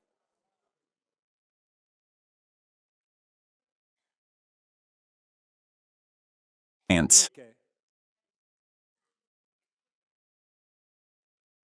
Look here. All the pens. Look at this one. Run. That here they're not spinning yet because there are men. Run and go spin with the others. Another one runs too, look. So nature is warning us that the cycle is closing, that the cyclone of transformation, the hurricane of transformation, is approaching, and the extraterrestrials couldn't stay quiet. Look here. It's impressive. Look. Adonyesis, to the powerful of the world, the titanic force of Mother Earth will strike you inexorably if you don't cease threatening her with an atomic war. The animals that rotate on themselves until letting themselves die announce to you the arrival of hurricanes that will knock down your cities at the speed of 500, 700 kilometers an hour. We can only protect those who are suitable for a better world. We have said this many and many times. Peace, Adonyesis, to you all, with love. When I read this message, I said, damn. Have you seen the interview I did with Piero Maravalli? Piero Maravalli, who carries on the divulgation of the experience of Rolando Pelizza, who was the student of Ettore Majorana, who built that wonderful machine that could have solved all the problems of humanity and the planet, and that the powerful obstinately wanted only as a weapon of war. Bush was involved, the Vatican, President Ford, the Italian state, Andreotti. They didn't want to hear about it, they wanted it only as a weapon of war, and Rolando died from it. I met him practically a few days before he died. He was desperate. This is a photo of the interview I did with Maravalli. This is the photo of Rolando with Majorana in '96. Rolando is much younger than Majorana, who looks like Di Maio here. Well, the crazy thing is that Majorana, who understood everything that would happen because of the climate, because the true culprit is the ozone hole. Look, this is the maximum dimension of the ozone hole, recorded in September of 2006. This has triggered an irreversible process that only the machine could stop, but that the powerful prevented. They are digging caves, these wretches, but they didn't allow the machine to be used. They are digging caves to hole up What's in the movie 2012?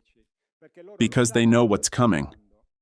But rather than change the system, they prefer that all life be destroyed on the planet. Well, Majorana said, that starting from 2022, a process would begin that would lead to the birth of hurricanes with winds up to 700 kilometers per hour, exactly what the Extraterrestrial says. To Bon Giovanni, who wrote the message, knew nothing about Majorana's story. So the two things match. Because Majorana, with these people, has something to do with it. So, it is happening. And the prophecy always told us. This was written by Lucia dos Santos, contained in this book. On January 3, 1944, in the convent chapel, in front of the tabernacle, the Madonna appears to her, behind her request. And she writes, "I felt the Spirit flooded by a mystery of light, which is God. And in Him, that is God, who shows me this, because it is in God's projects, it is in Him. I have seen and heard. The point of the lance-like flame that detaches, touches the axis of the earth. The earth trembles. Mountains, cities, countries, and villages with their inhabitants are buried. The sea, the rivers, and even the clouds come out of their limits, overflow, flood, and drag with them. In a whirlwind cycle, cyclone whirlwind, sheep that spin, animals that spin, houses, and people in a number that cannot be counted, and the purification of the world from sin in which it is immersed. Law of cause and effect. There's no escape, friends. This thing we must understand, put into practice, because we won't reach a stable happiness if we don't understand that our life is subjected to inviolable universal laws. They are those that make us grow, age, and die. You don't escape. You're in it. So if you can't escape, it's better that you harmonize, ally yourself with them, because they were thought to push our evolution. But if we go against, they sweep us away. Hatred, ambition, provoke destructive war. So war is not by chance. It springs from our actions. Do we want to read the extraterrestrial messages? The Earth, living cosmic being, has prepared its defenses. This is the time of the Zygos, the four horsemen of the apocalypse: water, air, earth, and fire, that will strike day after day your kidneys and your hearts. You will also be struck by the Antichrist, who will unleash a new Hiroshima and a new Nagasaki. So, Third World War, only for the last time, though. Because in that instant when it will happen, the last folly of man, our great confederation will take possession of your planet. And thus the standard-bearers and the courtiers of the evil one will bite their tongue in blood. Our great spaceships will be visible to you and will take possession of the great capitals of the world: Washington, Moscow, Rome, Paris, London, Beijing, etc. No one will be able to stop us, and on that day, in that hour, finally will be sanctioned the victory of the righteous, the good, and the chosen ones. Salvation is granted to all those who desire it, provided that from today they give all of themselves and descend into the battlefield to support the two witnesses of God. We will not grant our attention to those who will remain to observe or to wait for a salvation that they will never have, in body and especially in spirit, because from Christ's judgment, who will return with power and glory during those events, no one will be able to escape. We are the angels of yesterday and the extraterrestrials of always, the court of the Son of God, never forget it. Seton Shinar is the brotherhood of Adoniesis. They greet because Adoniesis is their leader. The Lord of hosts is nature, friends. It's responding. That sign of those animals that spin. June 2022 earthquake in Afghanistan, 1,000 people dead. Arrives for the first time. September 2022, it's the first time that a tropical hurricane becomes extratropical and reaches the European coasts. That then created disasters in the Marche. Cantiano, flood overwhelms the town, damage and missing persons. September 16th. Flood, 11 dead and 2 missing. Senegalia, a day of fear. Hurricane Ian on Florida, winds up to 240 kilometers per hour. September 29th. Earthquake in the Marca, 3.4 Infermo. Hurricane Nicole, 300,000 homes without electricity. Again, earthquake in the Adriatic, 4.3 magnitude simultaneously. Winter storms with Cyclone Elliott and record blizzards in the USA. Warm Christmas in Europe. Because global warming is not, as certain conspiracy theorist idiots think that the whole planet becomes hot. It's the extremization of the two extremes. So there will be terrible cold on one side, terrible heat on another. The pump of heat. Cold, hot will unleash frightful hurricanes because if it's all cold or all hot, it's dead calm. Instead, a violent confrontation is created of cold and hot, which then causes those water bombs too. Majorana predicted water drops of a quarter of a liter. Can you imagine drops as big as a glass? Those destroy everything. And if it hails? But we're going towards this. While we are hypnotized to sleep by the media drumbeat and by the small vision of our shit. You know our shit? Yes.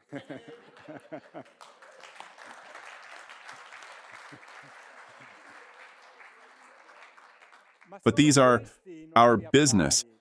If the planet is not stable, but where do we go if we don't have the spaceship in the garage? Where do we go? The people from Marca say. We must preserve the health of the planet. But what does it take, a scientist, to understand something so obvious? Because if an earthquake comes of 6, 7, 8, 9 degrees, your house goes down. All your savings, the work of a lifetime. But what did you do it for? Idiot. We must go step by step. Stabilize the planet, if not, our life cannot be stable. But do I need science with an H to understand it? Sometimes I tell myself, but on this planet I feel alone. I'm surrounded by idiots. I mean, I make speeches, so either I'm crazy or the others are crazy. But to me, my speeches seem logical, that are based then on the speeches that beings make to us, much more evolved and wise than us. I mean, it's happening. But until the hurricane doesn't arrive at your doorstep, damn it, you don't believe it. This is the problem. You don't believe it. But when the hurricane comes to your house, it's too late, my son. There's no more hope. It's gone.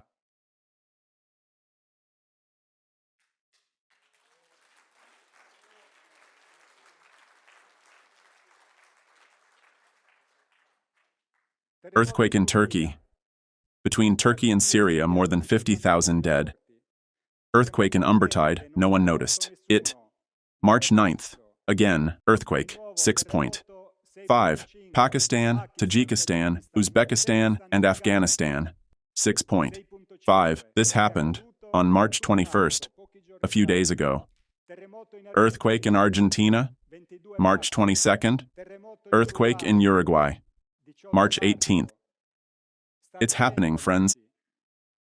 And soon, perhaps the second cup arrives because they want to discharge into the sea the radioactive water of Fukushima.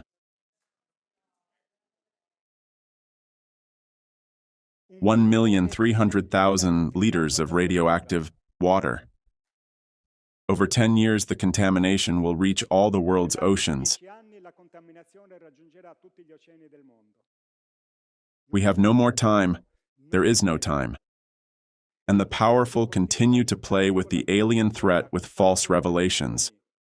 A few days ago, they had a meeting, the first since '66, in Washington after the law signed by Biden. They showed a youngster. This one here, a footage a new footage. I extrapolated 2 frames. You see a metallic sphere that passes near a plane. But they have documents. They have many. A few days ago, Jeremy Corbell, published on his Twitter a frame of a military footage that portrays a metallic sphere that flies over the city of Mosul in 2016 during the war in Iraq. Here it is, the frame.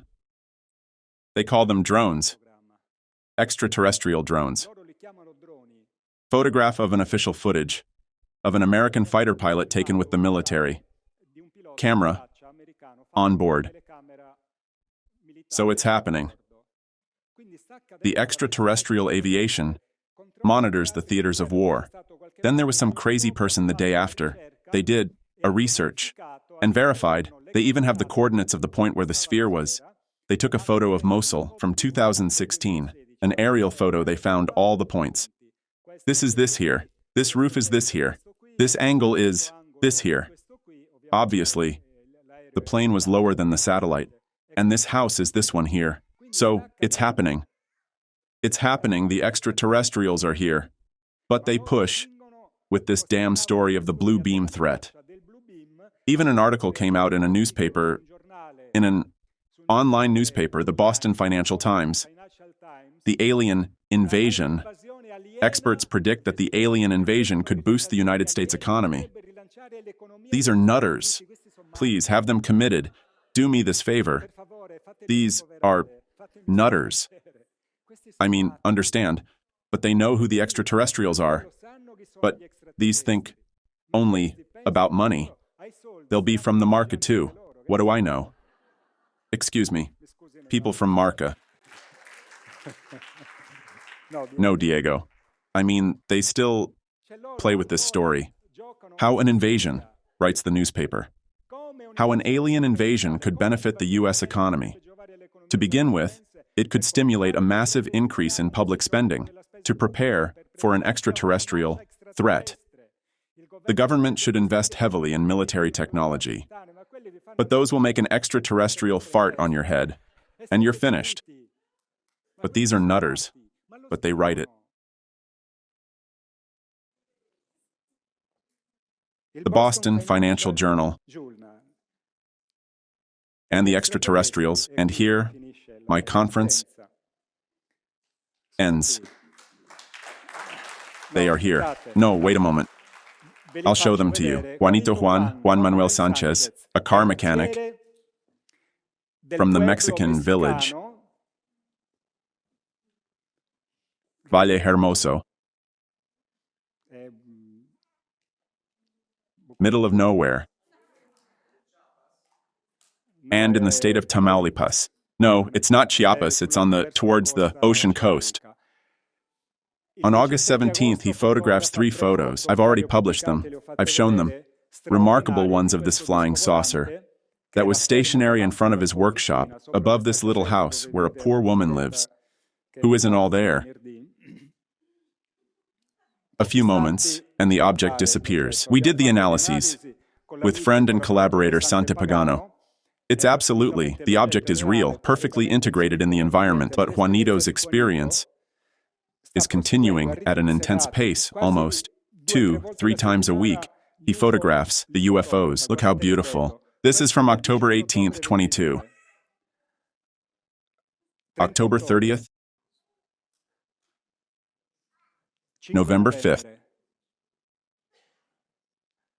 December 27th. Look at this beautiful metallic sphere. This is like the sphere of Mosul. 2 more. December 29th. This time he was outside the village. Look how beautiful they are. Then March 5th, 3 altogether. And they were following. Inside here you see, there's this trail. I don't know if it's a chemtrail. And inside there's this white sphere. And he told that the 3 spheres. I've already spoken with Juanito. Soon I will interview him.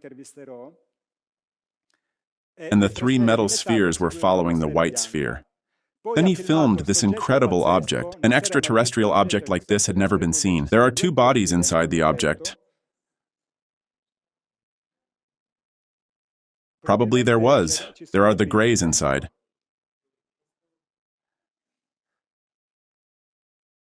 And then, the same day, another gentleman, Oscar Javier, he too photographs 3 spheres of 3 metal spheres, still in Tamaulipas, in fact. See, the solar reflection is above, because it's still early afternoon. Instead, he photographs them. Towards sunset, the sun was already low. See, the solar reflection is very low, though. 2 witnesses of the same phenomenon, the same day. These are the 2 shots. This is the one by Juanito Juan, and this is the one by Oscar Javier. These are the enlargements. So the extraterrestrial aviation is on Earth, absolutely on Earth. We have a salvation program that concerns the physical survival of humankind and also its spiritual salvation. Several million people of your planet are followed and protected by us. We call them called or awakened souls. In case of a nuclear war, these souls would be abducted by us and taken to safe places, such as in Jupiter's 2 satellites, Io and Europa.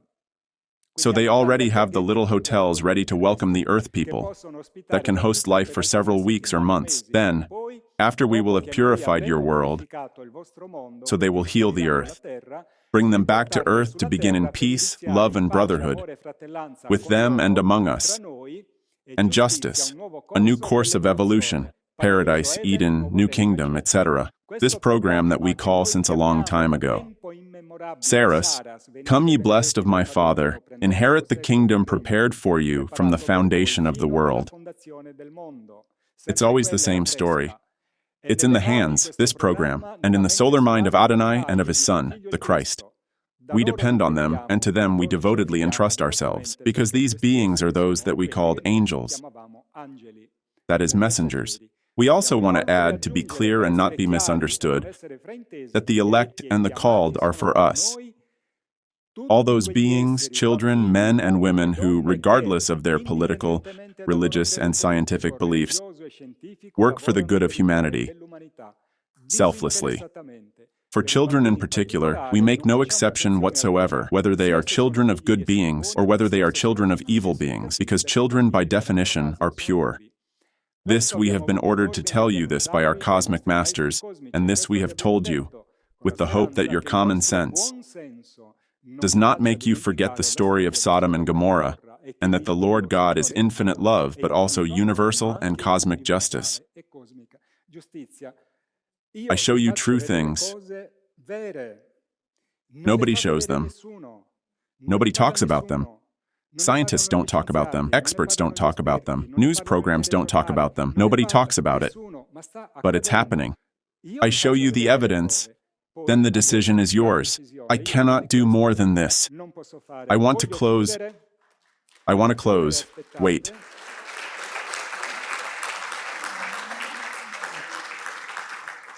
I want to close by having an authoritative person speak. And I'm finished. I want to have an authoritative person speak who makes an intelligent argument. We are so stupid. We can't see reality. We are afraid of an extraterrestrial invasion, alien threat, as the Pentagon says. And we don't realize that the invaders are already here on Earth, and we are, the humans themselves. We are destroying our own race, killing children, women, and innocent people. We should be afraid of ourselves, the most hostile race in the universe. This image that you see in the post is not of an extraterrestrial invasion, with these destroyed houses and buildings. It's in Ukraine, invaded by Russia and destroyed by humans. Words of Juan Manuel Sanchez, a.k.a. Juanito Juan, car mechanic from Valle Hermoso, small pueblo of the state of Tamaulipas, in Mexico.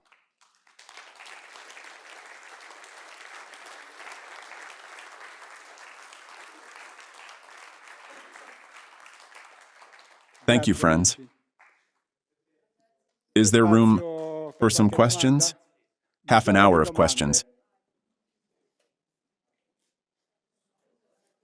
The poor people, the humble people. Juanito has been invited to a conference in Mexico City in July.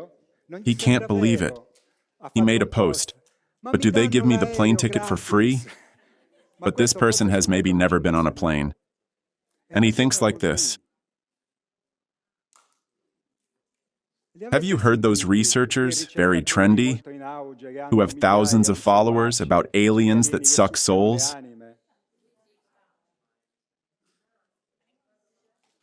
But should we be afraid of negative aliens?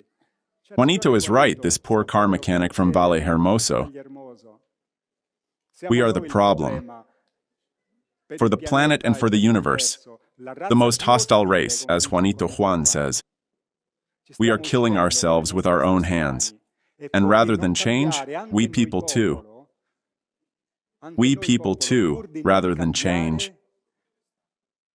We are leaving our children a terrifying future. We will pay dearly for it if we don't change. We are worse than the powerful because the powerful, as Christ says, already have their rewards. We live a shitty life because of them. It would be time we get off our butts and start doing something.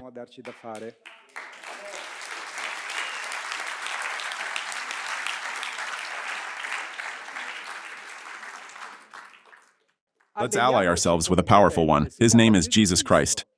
And one very reliable. He always keeps his promises. His father, then, is quite a character, my goodness. Thank you.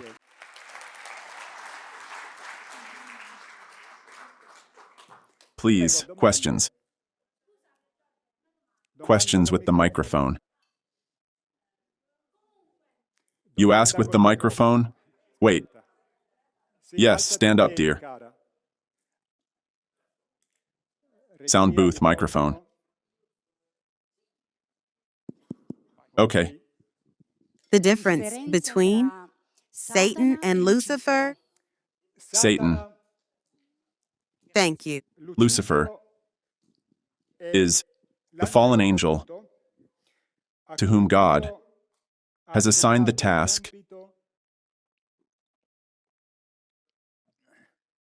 of putting humanity to the test, to separate the wheat from the chaff so that the kingdom can be established. So Lucifer is Christ's antagonist. Satan is the man who corrupts himself to the values of matter and becomes the instrument of Lucifer. Satan is the antagonist of Jesus. Jesus, Satan, Christ, Lucifer. Christ, Lucifer, spiritual world, positive, negative. Jesus, Satan, material, world, positive, negative. I'll give you an example. Satan tempts a young person to use drugs. That's Satan's action, the vices, material ones.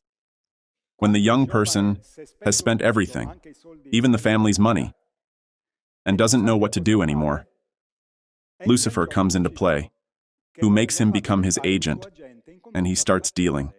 So, from consumer, Satan becomes dealer. Lucifer, that is, corrupts others. Please. Question, there was the lady here. Hi. Good evening, Pier Giorgio. First of all, thank you. A question. You're in Pescara, and I am very happy because I've followed you elsewhere too, but we're in Pescara, so two things about Caso Amicizia I want to ask you. Ask me a specific question. A specific question, exactly. So I've heard many interviews of Gaspar de Lama. Yes. He says that the bases that were here, in Abruzzo, that reached up to Rimini, then they were destroyed by the so-called CTR. I also read the book by Breccia. So the question is, do these bases still exist? And is it true that they were destroyed? Because I know that then he says they moved under the Maiella and under Gran Sasso, and then, excuse me, another question that I can't not ask about Breccia. Who talked about these? Ummites, who made these kinds of, forgive me, the expression of secondary extraterrestrials who came to do some experiments, some mess that they made. If it's true, the story also of the Ummites, and if they are part of the congregation. Yes, okay. So, answer to the first question. Do you have children? Yes. Do you play with your children? Yes. So, do you make up little stories? Do you act out something, you are Hulk, they have to fight you, right? Well, anyway, you make up, you play games. You go with the classics, perfect. Little Red Riding Hood, the big bad wolf. So, to a humanity that still doesn't even know what happens after death. I mean, do you realize? For me, it's a dramatic fact. We will all die. Damn it. Not even one of us remains alive. But how can you not question yourself about death? How can you, who think you're an intelligent being, live your whole life pretending that this fucking death will never come? It's a condition of frightening stupidity. The first thing that the scientists, when science is born, in 1700 with Lavoisier, with all those people there, was to understand what the hell is there after death. Because if after death there's nothing, I'll manage my life one way. But if after death there's something, I'll manage it another way. But is it possible that there exists a humanity that for millennia hasn't resolved this question and accepts idiotic answers from a presumed class dressed up for carnival with all these ornaments, flourishes, that if you take away the aura of respectability and you look at them, you say, but how the fuck did he dress today? Is it possible that science that searches how the hell black holes are billions of light years away still doesn't tell us what the hell is there after death? But what people are we? We are out of our minds. We generate children who will die. Don't you want to give your child this answer? So to a humanity like this, these poor extraterrestrials, talk to them like you talk to your children. The bad wolf, the superhero, Tom Thumb. This is what the extraterrestrials did, who invented this little story, the CTR. But that was a bunch of idiots. The Caso Amicizia collapses in 1978 because they couldn't love each other, stay together. They were one crazier than the other. This is the truth. Gaspare de Lama stayed only 5 years in the group, from 60 to 65. The group lasted from 65 to 78. Do the math. How many years are those? They are 13 years. And Gaspare already leaves, disgusted. Not by the extraterrestrials, but by all the human miseries, the envies, the jealousies, the traps, the touchiness, the small, petty revenges. For this, the extraterrestrials made up this little tale of the CTR and said, just go take a crap. This is the truth of the friendship case. That is, we are disgusting. We are not capable of staying together, of loving each other, of respecting each other, of loving each other, of helping each other. This is our problem. We are always belligerent among ourselves. The extraterrestrials don't come here to show us flying saucers. They come here to tell us, please, change, love each other. Because someone came, innocent, who sacrificed himself for you, but love each other. This is the truth. So, it was a great little tale for children. If Gaspare de Lama, who is perhaps one of the purest people that I have ever met, person that I esteem, I love dear Gasparone with all my soul, 102 years old, still, runs up the stairs. 5 years he lasted. He couldn't take it anymore. He couldn't take it anymore. He was fed up, and he left. I have read love letters that Sammachicha wrote to him. To Gaspare. Come back to the group, Gaspare, we miss you. He didn't go back, and he went to Oregon. To what's his name there? To what's his name? To Osho. So, can we get it into our heads, this story that we are the problem? Then the story of Ummo. Then another thing, all the contact cases get infiltrated by the services. Therefore, even enlightened people like Stefano Breccia weren't prepared to handle that stuff. Now I made that documentary beautiful, but I put the essence in it, the purity of the story. But all the filth that was inside I didn't tell, because it's not useful. We are that filth. I wanted to maintain the purity of the contact, and I think I succeeded in that documentary, but it was a mess. Fakes were circulating. Fake photos, models, there was everything in Amicizia. So, we're in the 50s. Everyone ran away. Gibaudi ran away. Perego ran away. Because you can't resist. Because it's a mess. And the mess is us. And the story of Ummo is the same. The extraterrestrials.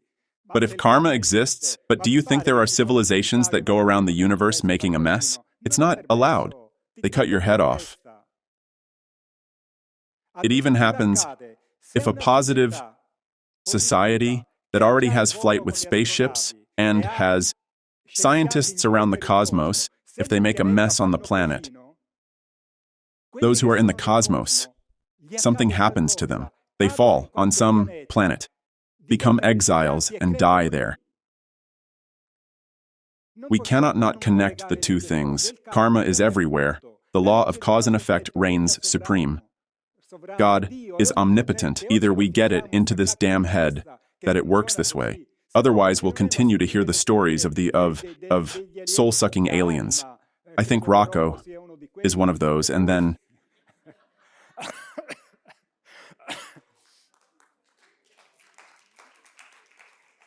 we must, friends, we must grow up. Now I'm old. I'm 64 years old. Here there are people who are old like me, less than me, more than me. But in fact, we are children at an evolutionary level. We are troublemakers. We are arrogant. We do poo and pee everywhere. We dirty the carpets. We break the furniture. We are immature. A society that doesn't pose the problem of life and death is a society of morons that lives behind the paper money that is in the hands of banker lords. But does this seem intelligent to you? We, children of earth, children of God, who give up our power to 4 criminals. But how the hell are we made up? This is the truth, poor aliens. I've answered your question.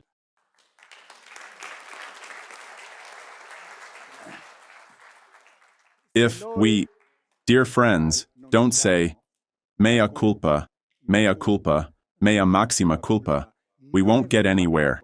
It's not the aliens, as Juanito Juan says, our problem is ourselves. Your enemy is the one you see in the morning in the bathroom mirror. That's the problem. That one doesn't want to change. The ass on the grill must always be someone else's. It's the ego. It's the ego. Yes, I like Legos.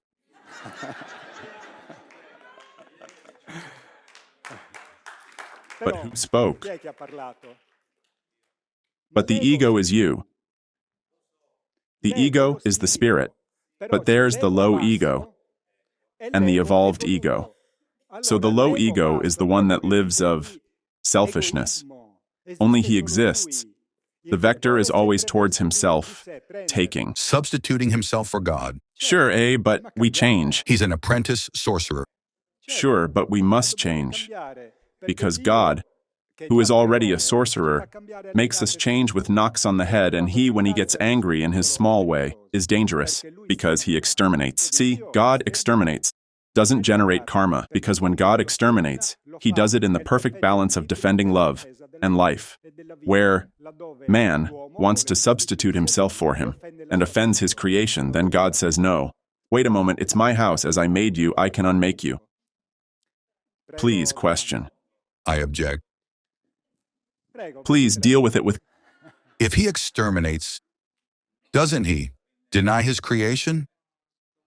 God. I don't want to make arguments. I base myself on Scripture and on what God says. No, let's not argue, friends. Anyway, I've said it. Clearly, it's useless for us to discuss it. God exterminates. He destroyed Sodom and Gomorrah, universal flood. Obviously, he does it in the physical world. In the spirit, he assigns you a period of purification and then puts you back in circulation. He doesn't destroy his creation.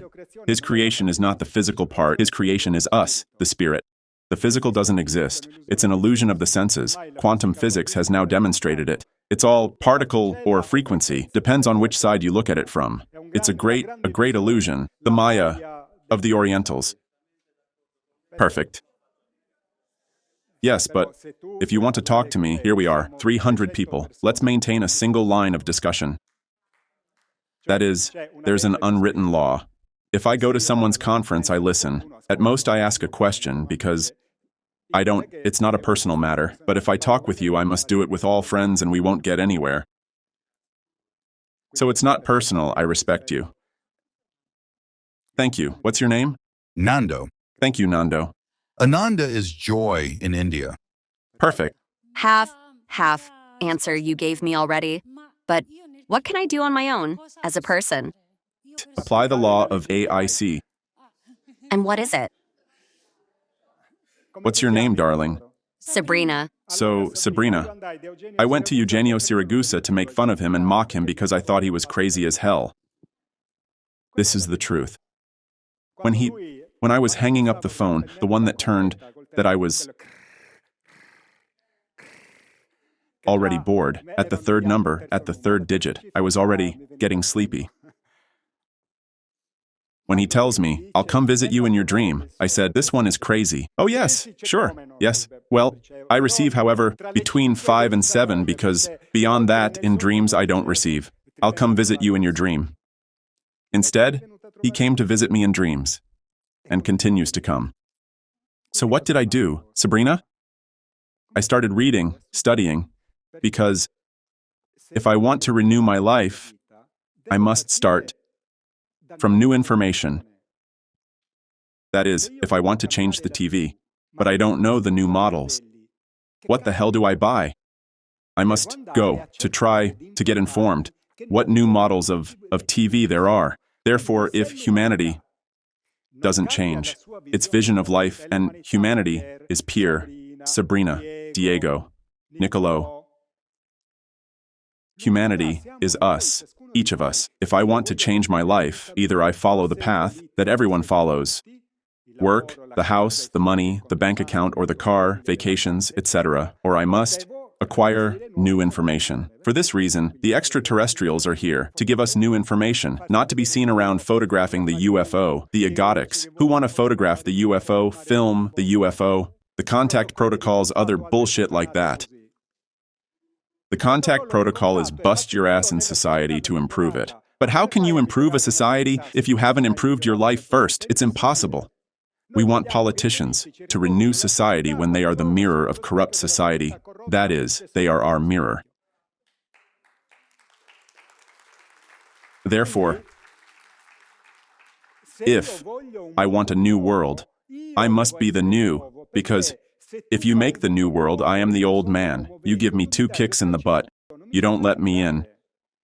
Because the old man lies, steals, is wicked, doesn't keep his word, is a womanizer, betrays you, robs you. I don't want that type of man, male or female that it may be. I speak man in the sense of humanity. But I must be the ideal that I want to find, because in the new kingdom where the new human beings go, they give the old ones a kick in the butt. They don't want them. So the first step is to get informed. After I got informed, I said, I understood a little something. I start to change. I take small steps. I didn't become who I am today overnight.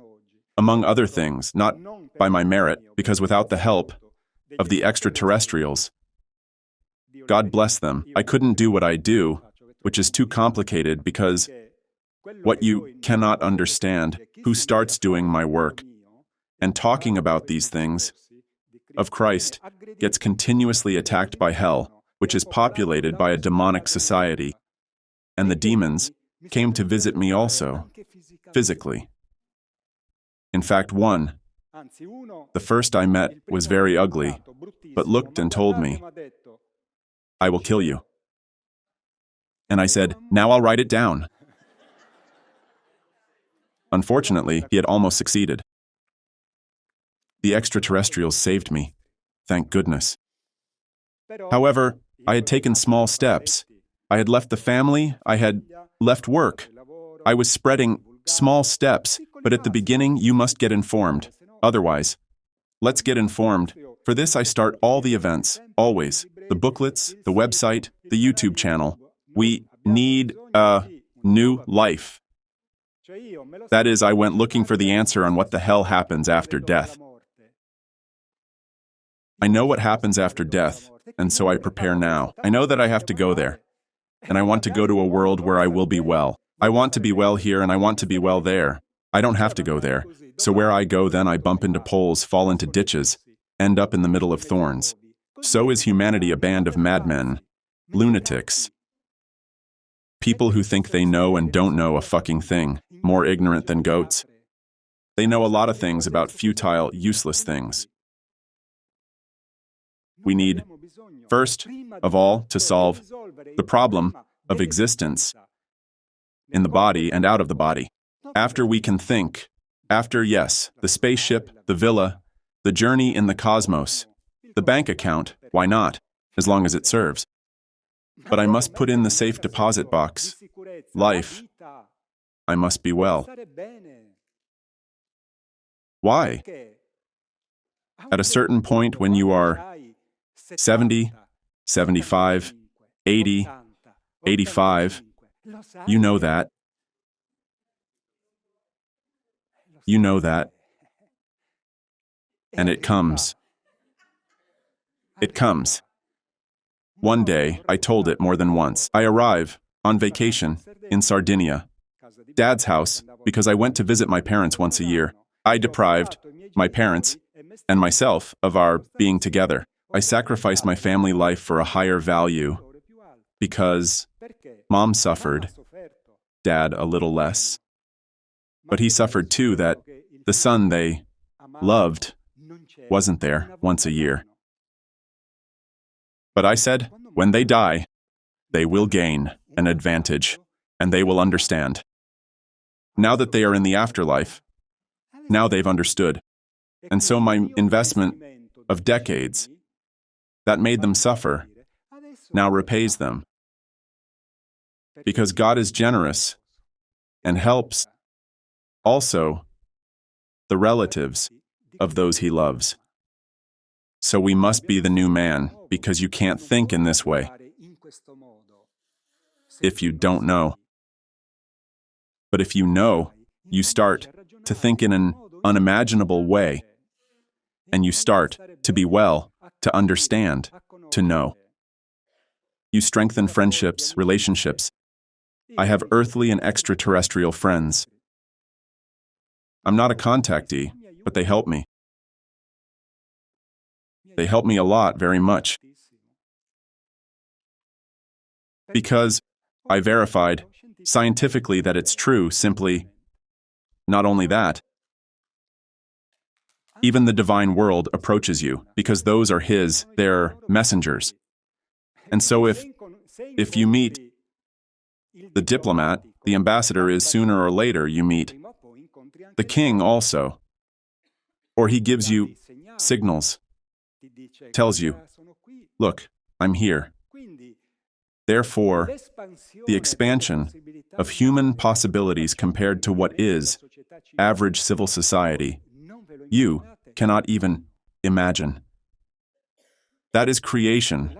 We are a fantastic thing, and we kill ourselves. We are crazy. The rich organize wars wasting resources bigger than what they possess. To defend, they have $1 billion. And to defend their billion, they waste 100, because those 100 billions are ours, and they waste them, but it's us. This is the problem. Please question.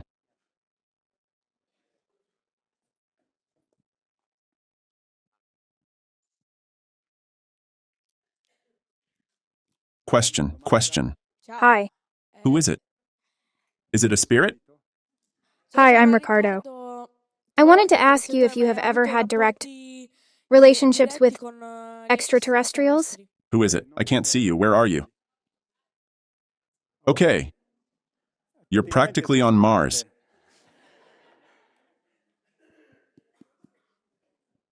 I had some experiences. Yes, of course. Obviously. If I work for them. But I'm not a contactee.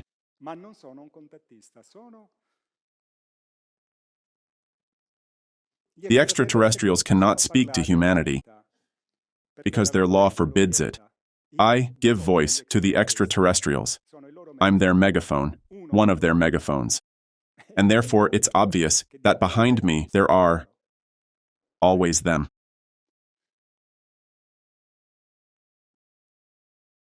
However, these are areas that remain in my private life. They are not topics of general interest. It's better if we just do our work. It was my ambition to collaborate with them.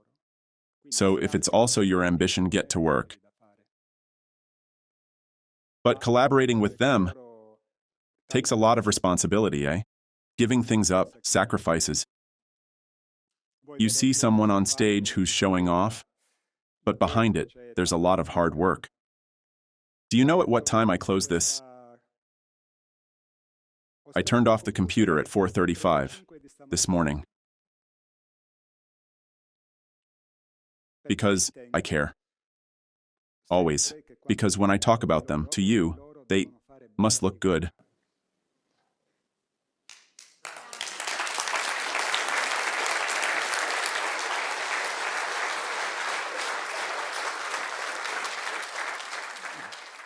They are wonderful beings, and they are here for us. Therefore, you can't help but love them. Hi, Pierre. Here I am. Here she is. Hi. First of all, I wanted to thank you in person, because it's been more than a year that I wanted to meet you, and finally I'm here, so... Well, I thank you very much. Well then, come closer and we'll hug. All right, thanks. Maybe. Actually, I have two little questions that are linked. Yes. I wanted to ask you, first of all, if a very close encounter with a disc could somehow take away your memory momentarily, let's say, because this thing happened to me. Okay, the other question? The other question is instead that I've noticed in recent weeks that I have several sightings. You have several sightings? Yes. I was wondering if they wanted to be filmed, probably. I don't know. I wanted confirmation, that's all. Yes. Well, in 1988, I asked for a contact, which was a pact between me and them. That is, if they came to this meeting, requested by me, it meant that they accepted my proposal of collaboration. They accepted it, they came, and the shock from the excess of love and for what they made me experience in those minutes was so strong that I lost my memory of the following 2 months. I don't remember anything. I remember the whole experience until the moment when the person who was with me, who saw only part of the phenomenon and who didn't have the dialogue with them, then I don't remember anything more. Total darkness. So you can have amnesia from positive shock, because contact with them is very demanding, because we don't have experience of what it means to meet beings much more evolved than us, which is not just the science and knowledge they have, but evolution brings with it very powerful structural changes, physical and soul-related, that are traumatic. Therefore, just their proximity develops thanks to their very high spiritual frequencies, an impact of a form of love that you can't bear, that is, you can't handle it. It's like a fire that makes you feel an ecstasy, but it burns you. That is, it hurts you. It's too much love. And therefore, they are very careful, because you can, after a contact, you may desire to no longer live in this world. That is, you get a very strong depression. This happened to me. It hurt me for several months. I didn't want to live on this planet anymore. I wanted to be with them, but it's impossible. Then as for the sightings you have, ask. Because if they seek you out, it's because they want to comfort you and tell you that what you have in your heart is positive, and therefore to continue on this path of knowledge that must become also an expression of your life choices, and they make themselves seen. Then, this is always the initial phase, that of the sightings. When you introduce yourself, they don't disturb you anymore, because otherwise it would become an addiction, that you always want to have the sighting. But having the sighting in the end is a waste of time. That is, you must evolve yourself. Indeed, I have eliminated everything that is possibly superfluous, that occupies and wastes my time. If I have to go to the cinema, I have to think about it, I have to reason about it, because I am spending 2 hours of my life to do something. It must produce an advantage, obviously not economic. That is an evolutionary advantage, because the more knowledge and experience I store in my vital phase between birth and death, the more I accelerate my evolution. Therefore, I must not waste time in pastimes. Think about people who live all week talking about soccer, then they go to the stadium, then they fight. That is, they are throwing their life in the toilet. That stuff serves no purpose. That is pastime, is an invention of Satan to make you throw away your life, because if we don't evolve in incarnation, we accumulate karma. Our Father who art, forgive us our debts. Our debt is life.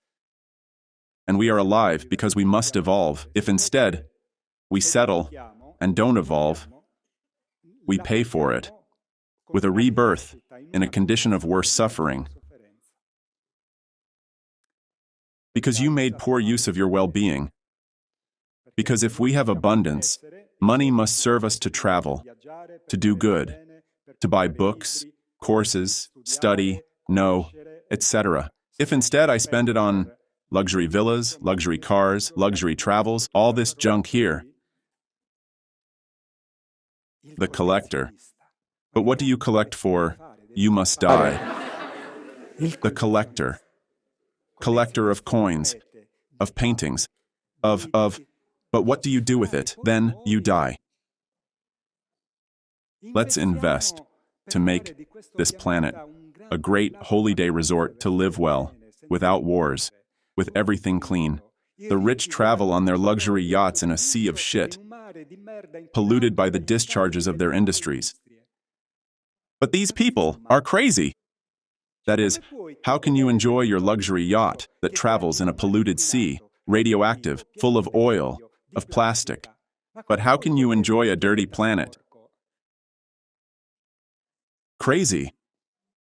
The aliens want to invade us? But have you ever seen an army that tries to conquer a garbage dump?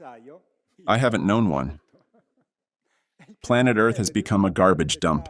We have more than 450 nuclear power plants, thousands of tons of radioactive waste that will remain deadly. For hundreds of thousands of years, we are out of our minds. 1,300,000 liters of radioactive water that they want to discharge into the sea, that the Pacific is already dead just because there was the discharge from the Fukushima disaster. There are people in this world who are very unwell. But so unwell, let's think about it. Go with the last question. Well, look here, 15 more minutes in the basket, fantastic. If you want, eh?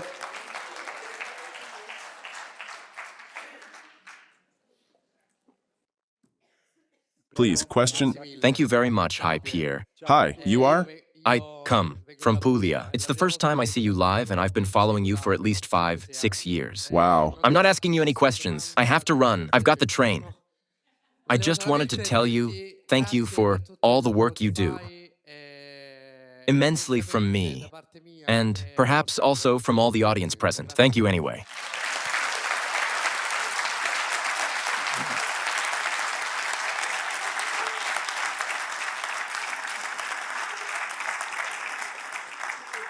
The most beautiful gift life has given me. Besides, obviously the brothers from heaven are the people who thank me because they're doing better. It's a beautiful thing to know that you've done good. Thank you.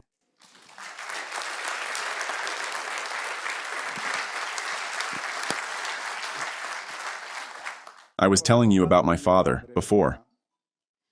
I enter the kitchen and find him sitting like this, leaning on the table. Because Dad was always someone very active with this desolate expression. Oh, Dad, what's wrong? If Dad says, what? Life is a big joke. And I said, why? See how old I am? He was almost 90. That is, how much longer will I live? That is, but what was it for? If I look back at my life, what was it worth fighting for? The projects? Then death comes. And you ask yourself, but what did you do it for? God is making fun of us. In this, Dad loved God. For him, God was the Son. That is, I go to church by tradition, but for me, when I look at the sun, I see God. Think about this farmer. I said, it's not like that, Dad. It's not as you say. There's a meaning in things. And death is not the end of everything. Ma. But in his ma, there was, anyway, soon I'll pass. So it comes. And Dad was always one. At 85 years old, he planted new peach orchards. Peaches were his passion. The greengrocers who sold Dad's peaches, when there were Dad's peaches, hid the others because they looked bad in comparison. Because Dad used to talk and caress the plants. For him, nature was a being, alive, living. Indeed, I think Dad was a redskin in another life because he really had that type of imprint, even his face, the complexion of that race, his philosophical concepts, an ignorant farmer. He had 5th grade education, yet he made these speeches about geopolitics, about humanity's wickedness, about the uselessness of wars, that is, a legend, Dad. But in front of the great threshold, he says, but what did I do it for? Instead, when you go away and you know that you've left, a bit more good. With the things you've done, it's a great consolation. In front of the great door of death, which is a rebirth, we die there and we are born here. We die here and we are born there. It's an eternal cycle. Then it ends. Because when we arrive at certain levels, then death ceases to be like this. It changes until it disappears. That is, there will be a moment when we will no longer die like we do now. Or dying will be like going to sleep. You go to sleep, lose consciousness, you get up, you're still you. That is, you don't lose your memory. For now, it's necessary. For the law of mercy, because we must compensate karma. Therefore, if you are Jews, and I gassed you in a Nazi concentration camp because I was the capo, there's no way you would come to my conference. Since we must make peace and forgive each other, life takes away our memory, so we can forgive each other. We can compensate. When we will have compensated, nature will give us back the memory of previous lives. And anyway, in the process, of spiritual emancipation, memories begin to resurface. Of my lives, I already have. 2 important ones that the extraterrestrials revealed to me, others that I remembered by myself. I was a redskin. I was a blue jacket, killed by his fellow soldiers because I tried to make peace between whites and Indians. So I was friends with the Indians, and the whites used me. They screwed me, unfortunately, pretending they agreed with me, and when we arrived, I relived the whole scene of death. When we arrived near the Redskins, I went to talk to the chief of the Indian delegation, and my fellow soldiers shot me in the back. I woke up like this because I felt the impact of the bullet that broke my spine. The white race is the race of Satan, so these memories resurface.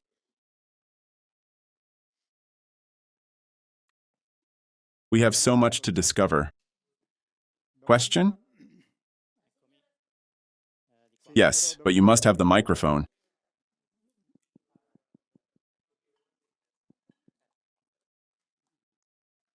Fill it up. You can fill it up, eh?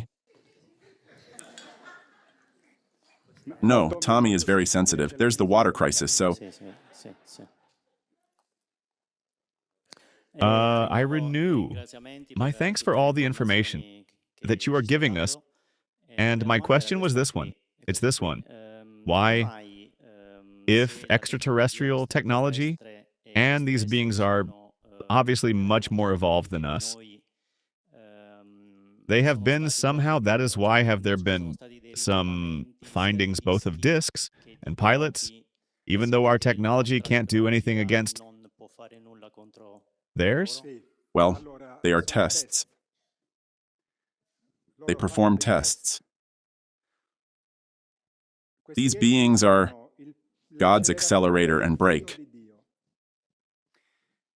Since God's project is the apocalypse, which is revealed to John 2,000 years ago, the apocalypse must be fulfilled, and the apocalypse must happen within a time, X.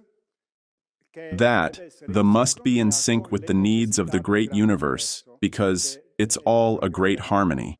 Therefore, you must get in phase. Since we don't know anything about all this, the extraterrestrials are those who modulate this phase.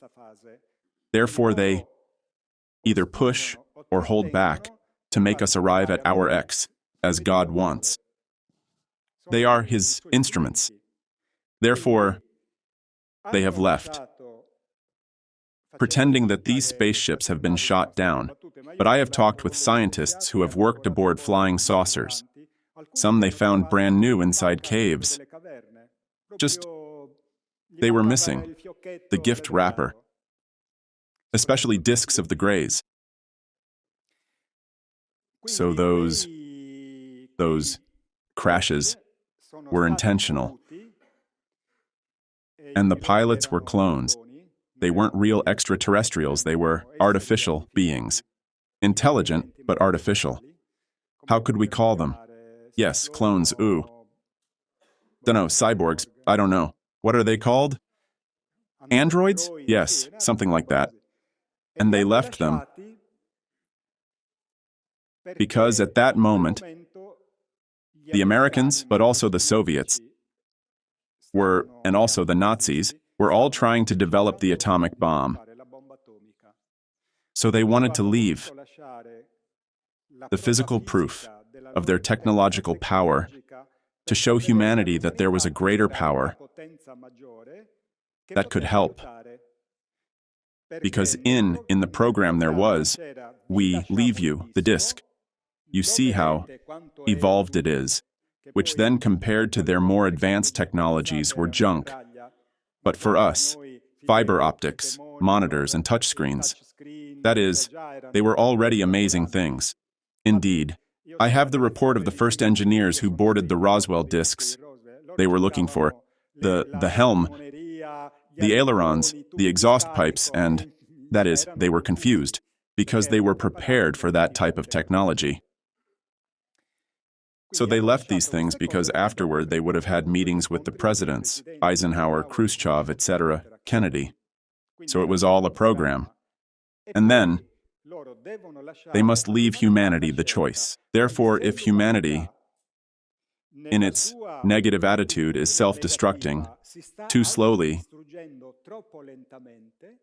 since we leave you more advanced technology, so you make more powerful weapons and die sooner at the hour we decide. By your choice. If instead you understand and change your mind that it's not worth it because there's a power superior to you, and you change, we give you proof that we have the power to help you. That's why there were crashes. Obviously then, you know everything the military says. You must be wary. But there were crashes, absolutely.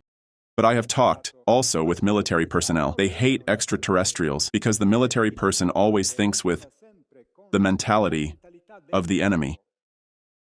So when the Pentagon says they are a threat to national security, they're telling the truth. Because in the mind of the crazy, egotistical imperialist, those skies, those grounds, how dare you enter without asking my permission?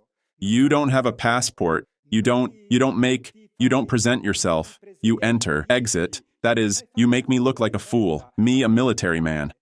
You enter, exit, you mock me, circle around my fighters. That is those people. Foam venom. We must enter these logics to understand. They foam, really, bile comes out, they hate them. I talk to them, bile comes out, they hate them. Because it's a concept of freedom, without borders. For the human being who is the earthling, it's illegal. You don't pass customs.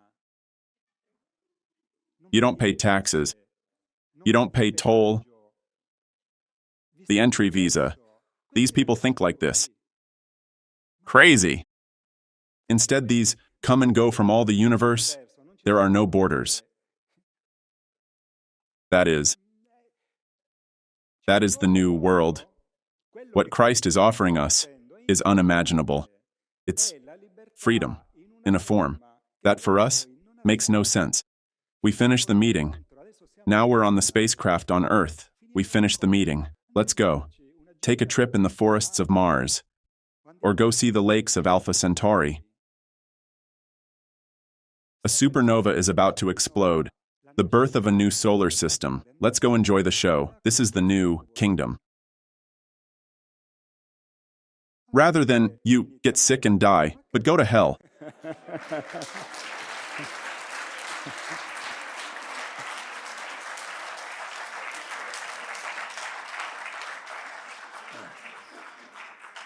In Sardinia as kids, there was this way of making fun of each other. Someone would come close, look like this and say, "Ma ti vozu tokai." No, ti vozu dokai. That is, he says, "Can I touch you?" Okay, touch me, but go to hell. Here, to these people like this. They are nobody. That is, if you watch that scene while this gentleman says this, but he says it pompously, like one who is convinced he has power over you.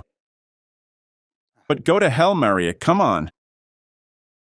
That is, do you understand? But we are stupid, but go to hell.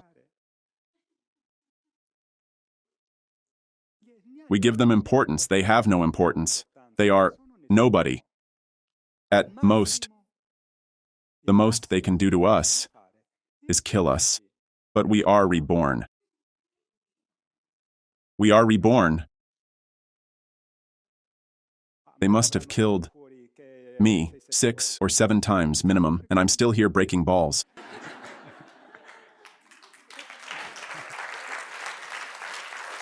The beauty of the law of cause and effect is that your enemy, you find them again with your blood. You don't escape.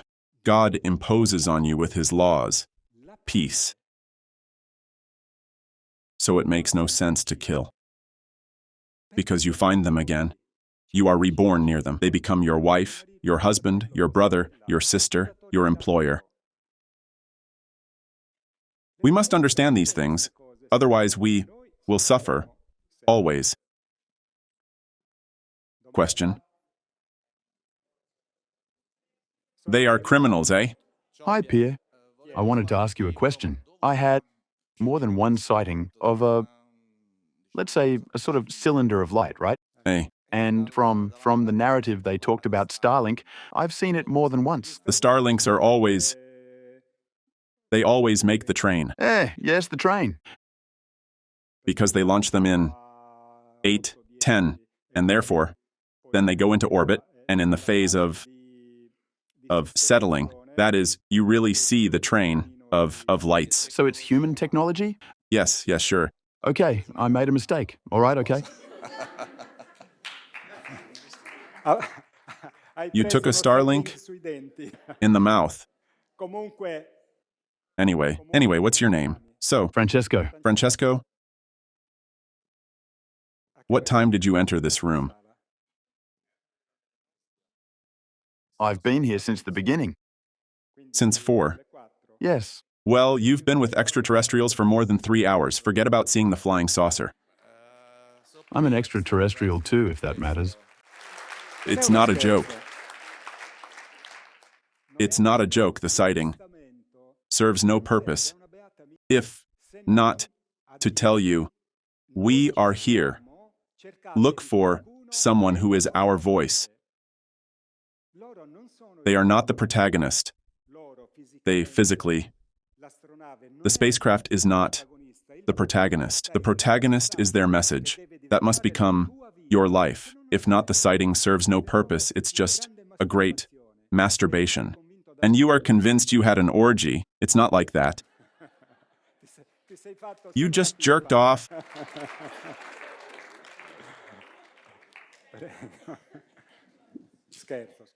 I'm joking, sorry, but here we must, between apocalypses and catastrophes, we must lighten up. Good evening, Hi, then there's the lady here who will soon hit me if you don't let her speak. Good evening, Pierre. Hi. I have watched you. I listened to you for many years. Since I'm in Italy, we're talking about more than 22 years. Speak a bit louder. Hey, I'm shy. Talkative, but shy. I've been listening to you for 22 years. That I'm here in Italy. Wow. At this moment, I should be at work.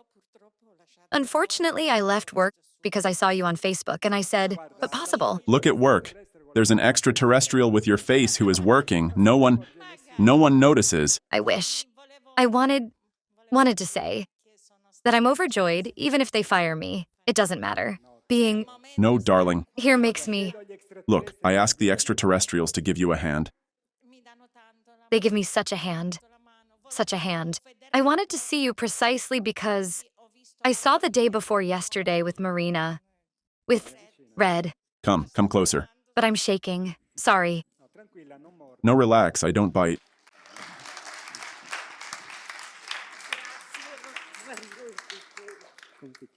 What's your name? Beata by name and by fact until I snap.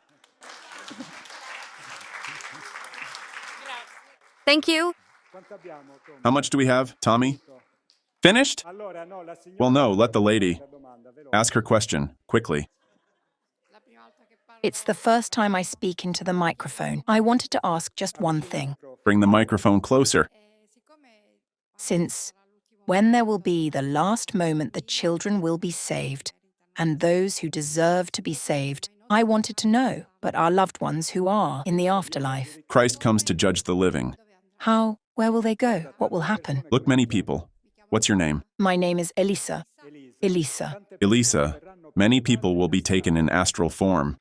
Ah, I see. Therefore, they will be literally removed from the body. They find themselves inside the flying saucer, and for them, nothing has changed. So they will take... Therefore, those who are in the afterlife, in the moment when Jesus will manifest, 2 things happen that will make it undoubtable that it's him. First, all the dead of the last 3 days will resurrect. Second, he will open the sky, and we will see the afterlife, because he will judge both. He comes to judge the living and the dead. Yes, okay. I didn't know what end the others. Therefore, we will see our loved ones, Okay. and he will judge everyone. And those who are not worthy, those who are in the afterlife, will be transferred spiritually. That is those who are in hell? No, afterlife is also the beatitude, that is, it's not only... No, I mean those who... No, those who are in hell. Also, hell gets closed. It can no longer be on planet Earth. Therefore, the physical hell is closed, which is Agartha, that is, inside, in the hollow earth. And also the spiritual hell is closed, which is in the afterlife. Closed. End. Satan can no longer stay here. And therefore, everything, all the evil spirits that are in purgation are sent to other worlds, material or spiritual. Those who undergo the second death are deported. Well, if they are dead, there too, it's a spiritual journey to primordial worlds. Those who are alive, they load them on spaceships and take them to worlds, like Pandora, that of the Avatar movie, without the Na'vi. Therefore, they will last, I believe, some 1/10 of a second among those ferocious beasts. And then they reincarnate in the animal strain that is beginning evolution towards humanity. That is, they must redo all 700 million. At least the worst ones, all 700 million. Others will have discounts a bit less.